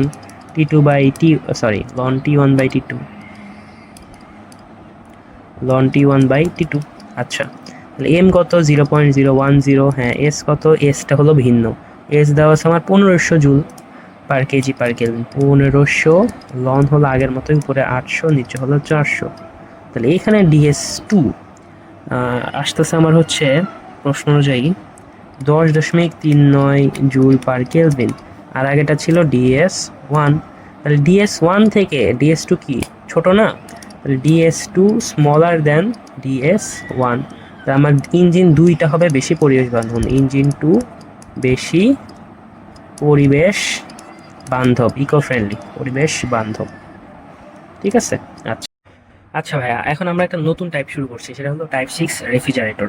তো আমরা কিন্তু তাপীয় ইঞ্জিন যখন পড়ছো ভাই, তখন আমরা তাপীয় ইঞ্জিনে পড়ছিলাম না যে আমার কি হয়, যে উচ্চ তাপমাত্রা থেকে আমার নিম্ন তাপমাত্রার দিকে কি হয়, কিছু তাপ অপসারণ হয় আর বাকি তাপটা আমরা কাজ হিসেবে বাইর করে ফেলি। রেফ্রিজারেটরের ক্ষেত্রে ভাই একটু তুলনামূলকভাবে বলতে গেলে উল্টা জিনিস হয়, ঠিক আছে? যে আমার কাছে আছে কম তাপমাত্রার রেফ্রিজারেটর, তাই না? রেফ্রিজারেটর ফ্রিজের ভিতরে প্রকোষ্ঠতে কম তাপমাত্রা থাকে, ঠান্ডা থাকে, সেইখান থেকে ঠান্ডা জায়গা থেকে আমরা কি করতেছি, আরো তাপ বাইর করতেছি, যেটা বলতে গেলে তাপগতিবিদ্যা থার্মোডাইনামিক্স ল এর বিপরীত হয়ে যায় না, সেকেন্ড ল এর বিপরীত হয়ে যায়। কারণ থার্মোডাইনামিক্স এর সেকেন্ড ল আমাকে বলে কি যে সাধারণত তাপ উচ্চ তাপমাত্রা থেকে নিম্ন তাপমাত্রার দিকে যাবে। এর যদি উল্টা করতে হয়, আমার কি করতে হয়, বাইরে থেকে শক্তি দিতে হয়। তাহলে আমরা বাইরে থেকে ডাব্লিউ পরিমাণ শক্তি দিচ্ছি, ঠিক আছে। বাইরে থেকে আমরা যখন ডাব্লিউ পরিমাণ শক্তি দেই, তখন আমার নিম্ন তাপমাত্রার স্থান থেকে আমার তাপ অপসারণ করি Q2। আর ওভারঅল আমার তাহলে এখন সিঙ্কে যাই হচ্ছে ডাব্লিউ প্লাস Q2, এটাই হচ্ছে আমার Q1। বুঝতে পারছো? আচ্ছা, তাহলে ভাই এটা যদি ঠিক হয়, তাহলে আমার মনে করো তাপীয় ইঞ্জিনের ক্ষেত্রে যেমন আমার দক্ষতা ছিল ইট ইকুয়ালস টু কি output by input, output divide by input. এখানেও এক রকমের দক্ষতা আছে, সেটাকে আমরা বলতেছি COP বা কোএফিসিয়েন্ট অফ পারফরমেন্স, বা সংক্ষেপে কে দ্বারা প্রকাশ করা হয়। এটা ইকুয়ালস টু হবে Q2 বাই W। Q2 কি ভাই? Q2 হচ্ছে আমার অপসারিত তাপ, ঠিক আছে। এই যে আমি যেমন ফ্রিজের ভেতর থেকে যতটুকু Q2 পরিমাণ তাপ বাইর করছি, এটা হলো আমার Q2, যে আমার অপসারিত তাপ। আর হচ্ছে ডাব্লিউ কি? ডাব্লিউ হচ্ছে আমার মোট কৃতকাজ, ঠিক আছে। আচ্ছা, তাহলে আমরা এইটার জায়গায় আরেকটা জিনিস লিখতে পারি, যেহেতু আমরা জানি কি Q2, ডাব্লিউ মানে আমরা লিখতে পারি যে Q1 মাইনাস Q2, তাই না? অনুরূপভাবে ওই কারেন্ট ইঞ্জিনের ক্ষেত্রে যেমন আমরা Q আর T এর মধ্যে একটা সম্পর্ক স্থাপন করছি, রেফ্রিজারেটরের ক্ষেত্রে আমরা দেখতে পাই T2 divide by T1 minus T2, ঠিক আছে। আচ্ছা, তাহলে একটা ম্যাথ করা যাক। মেইনলি সূত্রটা একটু মনে রাখবা, আর রেফ্রিজারেটর কিভাবে কাজ করে তোমাদের বই সুন্দর করে লেখা আছে, একটু পড়ে নিবা, ঠিক আছে। আচ্ছা, তাহলে এই কোশ্চেনে আমাকে একটা রেফ্রিজারেটর ব্যাপারে বলা হয়েছে, সেখানে আমার T1 দেওয়া আছে আর হচ্ছে T2 দেওয়া আছে। তো আমার করতে হবে কি, আমার হচ্ছে কে বা কোএফিসিয়েন্ট বাইর করতে হবে। কোশ্চেনটা লেখা নাই আনফরচুনেটলি, কে বা কে অথবা COP, কোএফিসিয়েন্ট অফ পারফরমেন্স কত, এটা বাইর করতে হবে। তাহলে এটা কি বাইর করবো? আমরা যে সূত্র জানি যে আমার হচ্ছে T2 থাকে T1 মাইনাস T2। T2 কি? কম টেম্পারেচার। এই যে আমরা যদি আগের পেজে দেখে আসি, T2টা কি ছিল? কম তাপমাত্রা, তাই না? T1 হচ্ছে বেশি তাপমাত্রা। তাহলে আমার T2 হবে আমার 0 ডিগ্রি, মানে হলো 273 কেলভিন, যে 0 ডিগ্রি, আর আরেকটা দেওয়া আছে আমার 30 ডিগ্রি আছে। তাহলে আমার হবে এখানে 30 প্লাস 273 মাইনাস 273, ঠিক আছে। তাহলে আমার ফাইনালি অ্যান্সার আসে 9.1, ঠিক আছে। এখানে কোনো পার্সেন্টেজের ব্যাপার স্যাপার নেই, কোএফিসিয়েন্ট অফ পারফরমেন্স তাহলে একটা সহগ আকারে বা একটা নাম্বার দেখালেই এনাফ। আচ্ছা, আমরা লাস্ট টাইপে চলে যাই, সেটা হলো টাইপ 7। আচ্ছা ভাই, এখন আমরা নতুন একটা টাইপ শুরু করছি, টাইপ 7 এন্ট্রপি। এই এন্ট্রপির ব্যাপার স্যাপার কিন্তু আমরা একটু আগে টাইপ 5এও কিন্তু তাপীয় ইঞ্জিন করার সময় কিন্তু দেখে আসছিলাম, তাই না ভাইয়া? যে আমার এখানে যে যে এন্ট্রপির পরিবর্তন যে ডিএস, এটা যখন সমষ্ণতে আছে তখন DQ বাই T, তাই না? আর DQ সমষ্ণতে mLV অথবা mLF। আচ্ছা, আর এন্ট্রপির পরিবর্তন রুদ্ধ তাপীয়তে হচ্ছে আমার 0, কারণ কি DQ 0। আর অন্য যে কোনো প্রসেসে এন্ট্রপির পরিবর্তন তোমার এইটুকু অংশ মনে রাখার দরকার নাই, তুমি এটা মনে রাখবা যে MS ln T2 by T1, ওকে। আচ্ছা, আর এখানে হচ্ছে আমার LAF এবং LV এর মানগুলো দেওয়া আছে জুল পার কেজি এককে। আর স্পেসিফিক হিট, এই যে এস যে আছে MS ln T2 by T1 যে আমরা বলতাছি, এটা হচ্ছে আমার হইতে পারে কি যে স্পেসিফিক হিট যখন আমার 0 ডিগ্রি সেলসিয়াসের বরফ থেকে আমার হচ্ছে -3 ডিগ্রি সেলসিয়াসের বরফ, ঠিক আছে। এটা হলো আমার বরফের ক্ষেত্রে। তো বরফ টু বরফ যখন আমার হচ্ছে হিসাব নিকাশ, তখন আমার স্পেসিফিক হিট হলো 2100, তাই না? যখন আমার পানি থেকে পানি, তখন আমার 4200, আর যখন আমার বাষ্প থেকে বাষ্প, তখন হবে 2000। এই ভ্যালুগুলো একটু কষ্ট করে মনে রাখার চেষ্টা করবা, ঠিক আছে।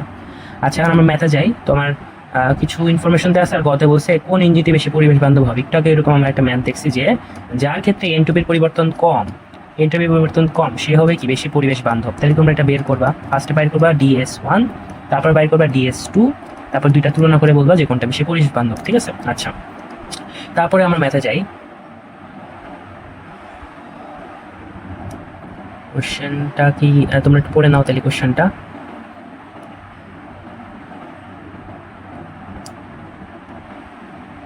ঠিক আছে, শুরু করা যাক। তো আমাকে বলছে যে সিয়াম 1 কেজি বরফকে -10 ডিগ্রি সেলসিয়াস তাপমাত্রা হতে 30 ডিগ্রি সেলসিয়াস তাপমাত্রার পানিতে পরিণত করলো। তাহলে আমি চিন্তা করি এখানে কি হলো। তো আমার যখন সিয়াম নিয়ে আমরা কাজ করতেছি, সিয়াম, তখন আমার ফার্স্টে ছিল -10 ডিগ্রি সেলসিয়াসের বরফ, তাই না? সেখান থেকে আমার তৈরি হয়েছে 0 ডিগ্রি সেলসিয়াসের বরফ। তারপর 0 ডিগ্রি সেলসিয়াসের বরফ থেকে তৈরি হয়েছে 0 ডিগ্রি সেলসিয়াস পানি, 0 ডিগ্রি সেলসিয়াস পানি। 0 ডিগ্রি সেলসিয়াস পানি থেকে তৈরি হয়েছে 30 ডিগ্রি সেলসিয়াস পানি। এটা হচ্ছে সিয়াম করছে, তাই না? আচ্ছা, আর সামির কি করছে ভাইয়া? সামিরের ক্ষেত্রে আমরা একটু নিচে যাই, লিখি যে সামির কোশ্চেন যদি তুমি পড়ো, সামির দেখবা করছে কি 30 ডিগ্রি সেলসিয়াসের পানিকে 100 ডিগ্রি সেলসিয়াসের বাষ্প পরিণত করছে। তাহলে সামির আমার 30 ডিগ্রি সেলসিয়াসের পানি নিচ্ছে, 30 ডিগ্রি সেলসিয়াসের পানিকে সে হচ্ছে ফার্স্টে 100°C পানিতে পরিণত করছে, তারপর হলো 100°C পানি পরিণত হয়েছে 100°C বাষ্প। ওকে, এখন সিয়াম বলছে কি যে সিয়াম দাবি করলো তার প্রক্রিয়াটি বেশি শৃঙ্খল মানে এন্ট্রপির পরিবর্তন কম। তাহলে আমার দুইটার এন্ট্রপির পরিবর্তন তুলনা করতে হবে সিয়াম আর সামিনের, তারপর আমরা উক্তির যথার্থতা বলতে পারবো যে কোন উক্তিটা যথার্থ। ঠিক আছে, আচ্ছা তাহলে সিয়ামের ক্ষেত্রে এন্ট্রপির পরিবর্তন আমার কয়টা ধাপ আছে ভাইয়া দেখি।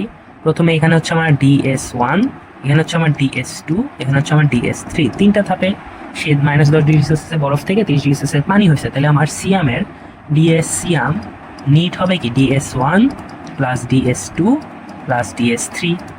ঠিক আছে, আচ্ছা DS1 কি ভাই -10°C বরফ, 0°C বরফ হয়েছে। তাহলে আমরা কোন সূত্রটা ইউজ করব? আমরা ইউজ করবো হলো MS ln T2/T1। তাহলে এখানে আমার হবে MS কি আইস, MS ln T2/T1। ওকে, তারপর আমরা যোগ 0°C বরফ, 0°C পানি হয়েছে। তাহলে এখানে এন্ট্রপির পরিবর্তন কি হবে ভাইয়া? যেটা আগের সূত্রে চাই যে dQ/T, তাই না? তাহলে আমার এখানে হবে dQ/T।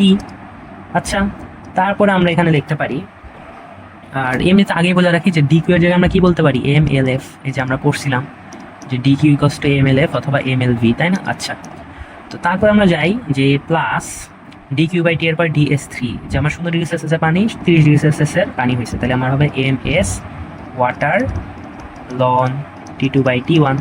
ওকে, আচ্ছা লাস্টে আমরা ভ্যালুগুলো বসাই দিলে এখানে আমার হচ্ছে ভর দেওয়া ছিল কত পানির, 1 কেজি ভর। ঠিক আছে, তাহলে M ইকুয়ালস টু হবে 1, আর বাকিগুলো আমরা লেখা দিই যে S আইস ইকুয়ালস টু হচ্ছে আমি বসাবো M হচ্ছে 1 বসাবো, S আইস বসাবো হলো আমি 2100, তারপর হলো S ওয়াটার বসাবো আমি হলো 4200, তারপর হচ্ছে DQ ইকুয়ালস টু আমরা এই যে এখানে DQ ইকুয়ালস টু যে MLF লিখতেছি, সেখানে আমার হচ্ছে LF এর ভ্যালু হচ্ছে আমার কত, এটা হলো 1, এটা হলো 3,36,000।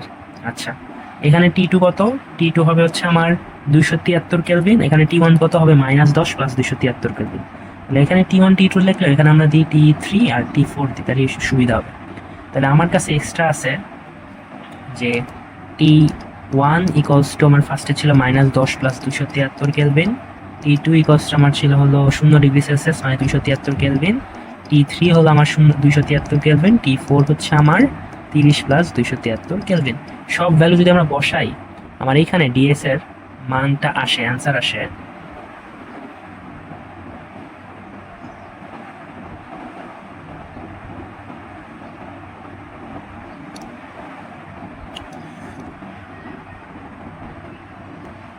ডিএস সিয়াম ইকুয়ালস টু আসছে আমার 1747।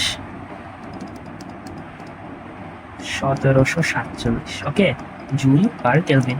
আচ্ছা, একইভাবে আমরা ডিএস কার বাইর করবো, ডিএস সামিরেরটা বাইর করবো, ডিএস সামির, এবং সেখানে আমার আসবে হচ্ছে ডিএস সামির ইকুয়ালস টু আমার পাশে DS1 প্লাস DS2, আর DS1 এ আমার আছে হচ্ছে পানি হয়েছে, তাহলে আমার হবে MS এখানে W মানে ওয়াটার লন T2/T1 প্লাস হচ্ছে এখন পানি হলো বাষ্প হয়েছে, তাহলে আমার MLV/T, MLV মানে কি আমার DQ। তাহলে এখানে আমার ভ্যালু আসবে 6931 জুল পার কেলভিন। তাহলে আমার দেখতেছি এন্ট্রপির পরিবর্তন সিয়ামের ক্ষেত্রে ছিল 1747 আর এখানে হয়েছে আমার 6931।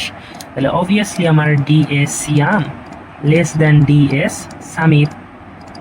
এন্ট্রপির পরিবর্তন যদি কম হয় তাহলে কি হবে, সিয়ামের দাবিটা যৌক্তিক, সিয়াম কারেক্ট। সিয়ামের দাবি ছিল এটা ছিল শৃঙ্খল, এন্ট্রপির পরিবর্তন হলে শৃঙ্খল, আর এন্ট্রপির পরিবর্তন বেশি হলে মানে কম হলে শৃঙ্খল আর বেশি হলে বিশৃঙ্খল। ঠিক আছে, আচ্ছা আর এই নেক্সট ম্যাথটা ভাইয়া আমি আই হোপ তোমরা ট্রাই করে বলতে মানে পড়তে পারবা, আর না পারলে আমাদের টেলিগ্রাম গ্রুপে মেসেজ দিবা, শেষ আমরা করে দেবো। ঠিক আছে, আচ্ছা মোটামুটি আমরা এই যে 7টা টাইপের মধ্যে অসংখ্য ম্যাথ করছি, আর আমি চেষ্টা করছি সবগুলো ম্যাথের টাইপ ওয়াইজ ইম্পর্টেন্ট কনসেপ্টগুলো এবং ফর্মুলাগুলো লিখে দেওয়ার। এই স্লাইডটা দেখলে আই হোপ তোমরা অনেক উপকার পাবা। তো এরপরে কয়েকটা কলেজের কোশ্চেন দেখা যাক, বিভিন্ন রকম কলেজে আসা টেস্ট কোশ্চেনের মধ্যে কয়েকটা সিলেক্টিভ কোশ্চেন আমরা দেখি। চলো, তো প্রথমে চিত্রটা একটু বড় করে নিই আমার সুবিধার জন্য, তোমাদের বোঝার সুবিধার জন্য চিত্রটা বড় করে নিলাম। এখন কোশ্চেনে কি বলছে? কোশ্চেনে বলছে চিত্রে 2 মোল গ্যাসের ক্ষেত্রে এ বি বিসি সি একটি চক্রীয় প্রক্রিয়া দেখানো হলো। এই যে এ থেকে বি, তারপর হচ্ছে বি থেকে সি, তারপর হচ্ছে সি থেকে এ। চক্রীয় প্রক্রিয়া এখানে বলা হয়েছে কি এ বি একটা রুদ্ধতাপীয় প্রক্রিয়া, আর সিপি মানে হলো স্থির প্রেসারে, কনস্ট্যান্ট প্রেসারে স্পেসিফিক হিটের মান দেওয়া আছে, গামা দেওয়া আছে, কারণ 1.4 কারণ 2 মোল গ্যাস। ক খ আই হোপ তোমরা পারবা। আমরা গতে যাই যে এ বি পথে সম্পাদিত কাজের পরিমাণ কত। আচ্ছা ভাই, এ বি পথটা কি ভাই? একটু আগেই বলছে যে এ বি হচ্ছে আমার রুদ্ধতাপীয়, তাই না? অ্যাডিয়াবেটিক বা হলো রুদ্ধতাপীয়। ওকে, তো আমি চাইতেছি কাজের পরিমাণ বাইর করতে, যেখানে আমি সূত্র জানি যে রুদ্ধতাপীয়তা কাজ equals to n r gamma minus 1 t initial minus t final বা টি 1 মাইনাস টি 2। আচ্ছা, আমি কি ভাই টি এ জানি? হ্যাঁ, টি ইনিশিয়াল বা টি এ আমার জানা আছে, এই যে 601.68 কেলভিন। যেটা আমি জানি না সেটা হলো টিবি। আমি এনও জানি 2 মোল, আরও জানি, গামাও জানি। আমার লাগবে খালি টি ইনিশিয়ালও জানা আছে, টি ফাইনাল লাগবে। টি ফাইনালটা আমরা কেমনে বাইর করবো ভাইয়া? টি ফাইনালটা বাইর করবো আমরা এই প্রপার্টি ইউজ করে, যে আমরা জানি যে অ্যাডিয়াবেটিকের ক্ষেত্রে TP to the power 1 minus gamma by gamma কি হয়? কনস্ট্যান্ট হয়, ঠিক আছে? তাহলে T1 1 minus 1.4 by 1.4 equals to T2 1 minus 1.4 by 1.4। Okay, এখন আমরা খেয়াল করি যে প্রেশার কি ভাই? এখানে এই যে ভলিউম দেওয়া আছে আর প্রেশার দেওয়া আছে। এ পয়েন্ট বরাবর প্রেশার হলো 200 প্যাসকেল, এখানে হলো 100 প্যাসকেল। তাহলে আমি এটা জানি যে এটা হবে আমার P1 বা PA হচ্ছে 200 আর P2 হচ্ছে আমার 100 প্যাসকেল, তাই না? আর T1 হচ্ছে আমার দেওয়া বা TA হচ্ছে আমার 601.68 কেলভিন, 601.68 কেলভিন। তো সব কিছু ভ্যালু বসাইলে আমরা T2 পাই হচ্ছে 493.58 কেলভিন। আর সব ভ্যালু যদি আমরা এইখানে বসাই তাহলে আমি ফাইনালি অ্যান্সারটা পাই। তোমরা ক্যালকুলেটারে হিসাব করে নিবা। অ্যান্সার আসে হচ্ছে 4493.7 জুল প্রায়। ওকে, আমরা কিন্তু এইখানকার সব কনসেপ্ট এবং ফর্মুলা আগে দেখে আসছি, ঠিক আছে? আমরা দেখতেছি যে আমরা এগুলো দিয়ে যে কোনো সৃজনশীল সলভ করতে পারি নাকি। আচ্ছা, তারপর হচ্ছে 3টি ধাপে এন্ট্রপির পরিবর্তনের তুলনামূলক বিশ্লেষণ করো। ওকে, এটা করা যাক। আমরা একটা পেজ অ্যাড করি আর এই কোশ্চেনটা আবার নিয়ে আসি।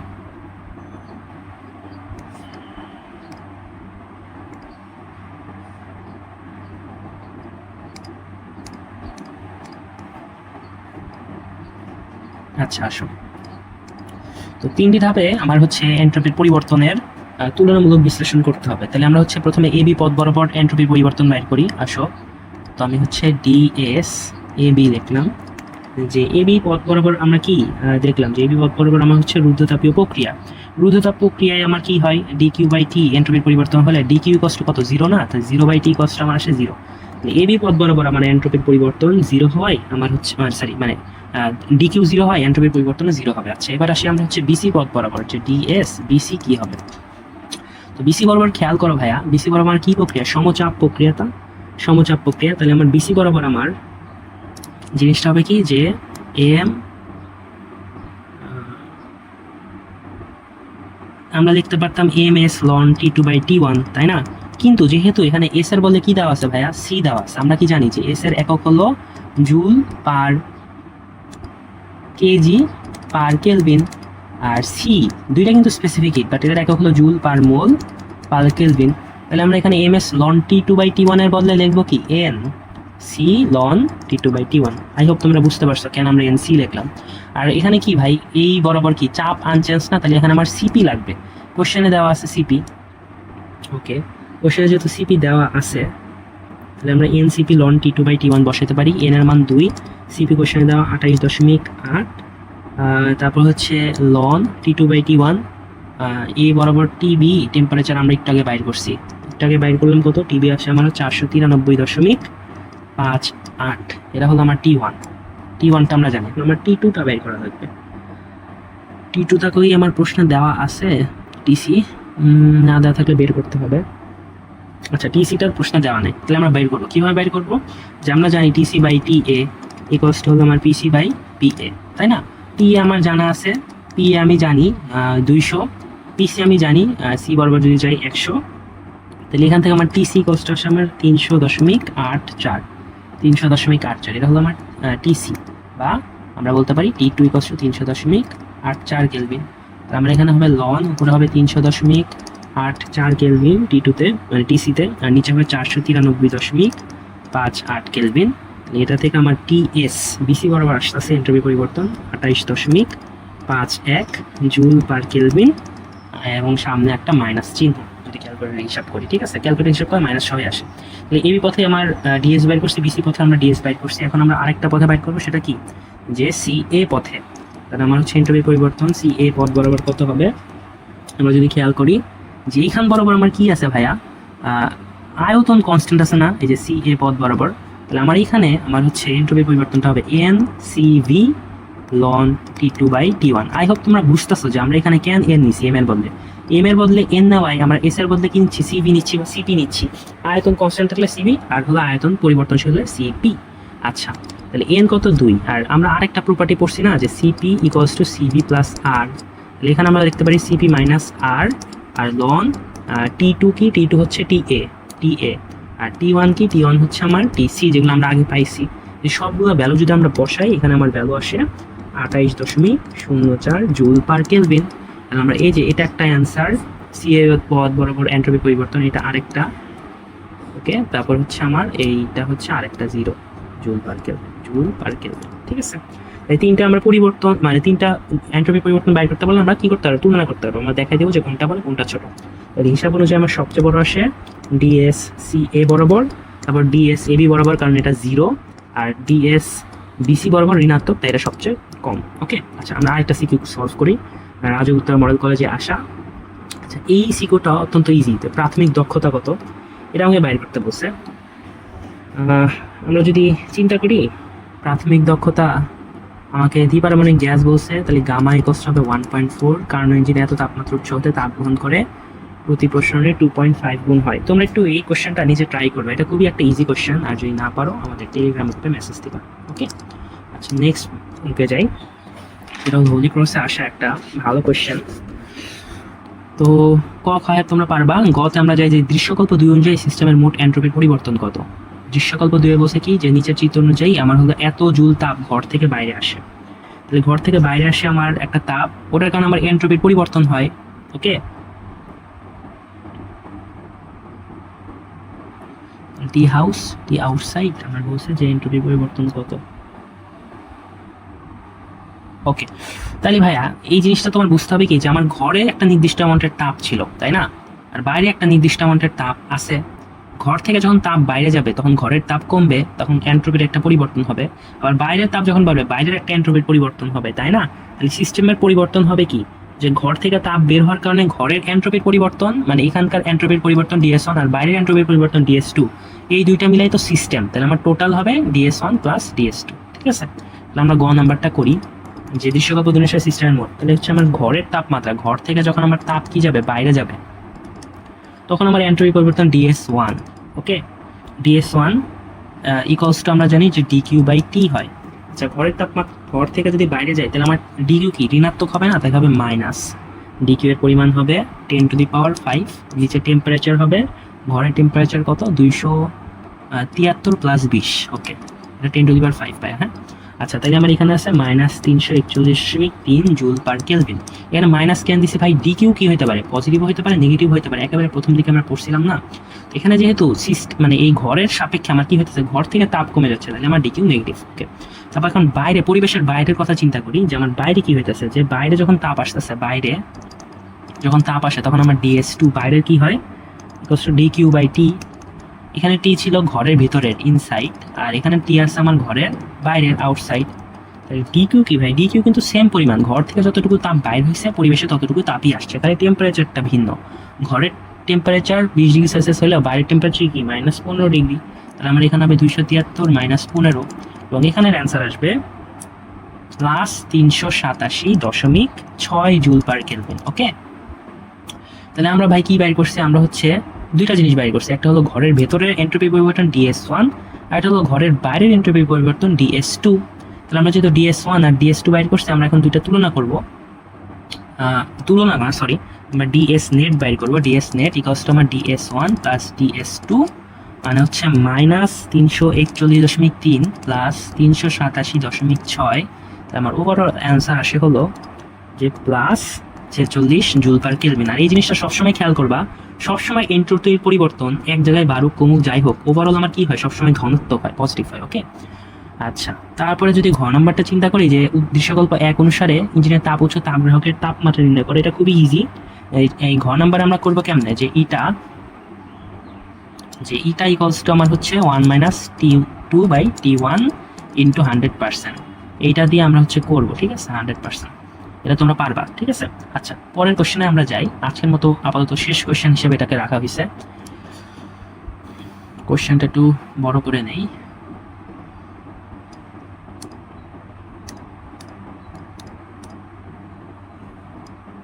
আচ্ছা, আমাকে একটা কার্নো ইঞ্জিনের কথা বলছে যে তাপ উৎস আর তাপ গ্রাহকের তাপমাত্রা যথাক্রমে এত এবং এত, 4টি ধাপে কৃত কাজের পরিমাণ এত জুল, এত জুল, এত জুল এবং এত জুল। আচ্ছা, ক নাম্বার পারবা? খ নাম্বার পারবা। গতে যাই যে উদ্দীপকে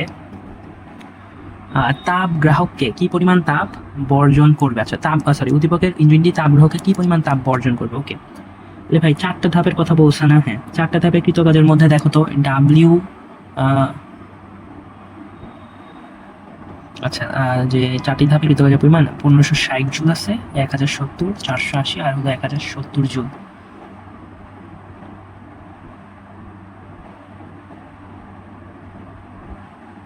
আচ্ছা, সাধারণত ভাই কার্নো ইঞ্জিনে কি হয় আমরা জানি। কার্নো ইঞ্জিনে হচ্ছে প্রথমে হয় আমার সমষ্ণ প্রসারণ, তারপর হয় রুদ্ধতাপীয় প্রসারণ, তারপর হয় আমার সমষ্ণ সংকোচন, রুদ্ধতাপীয় সংকোচন। তাহলে এখানে কৃত কাজ হয় পজিটিভ পজিটিভ, নেগেটিভ নেগেটিভ, তাই না?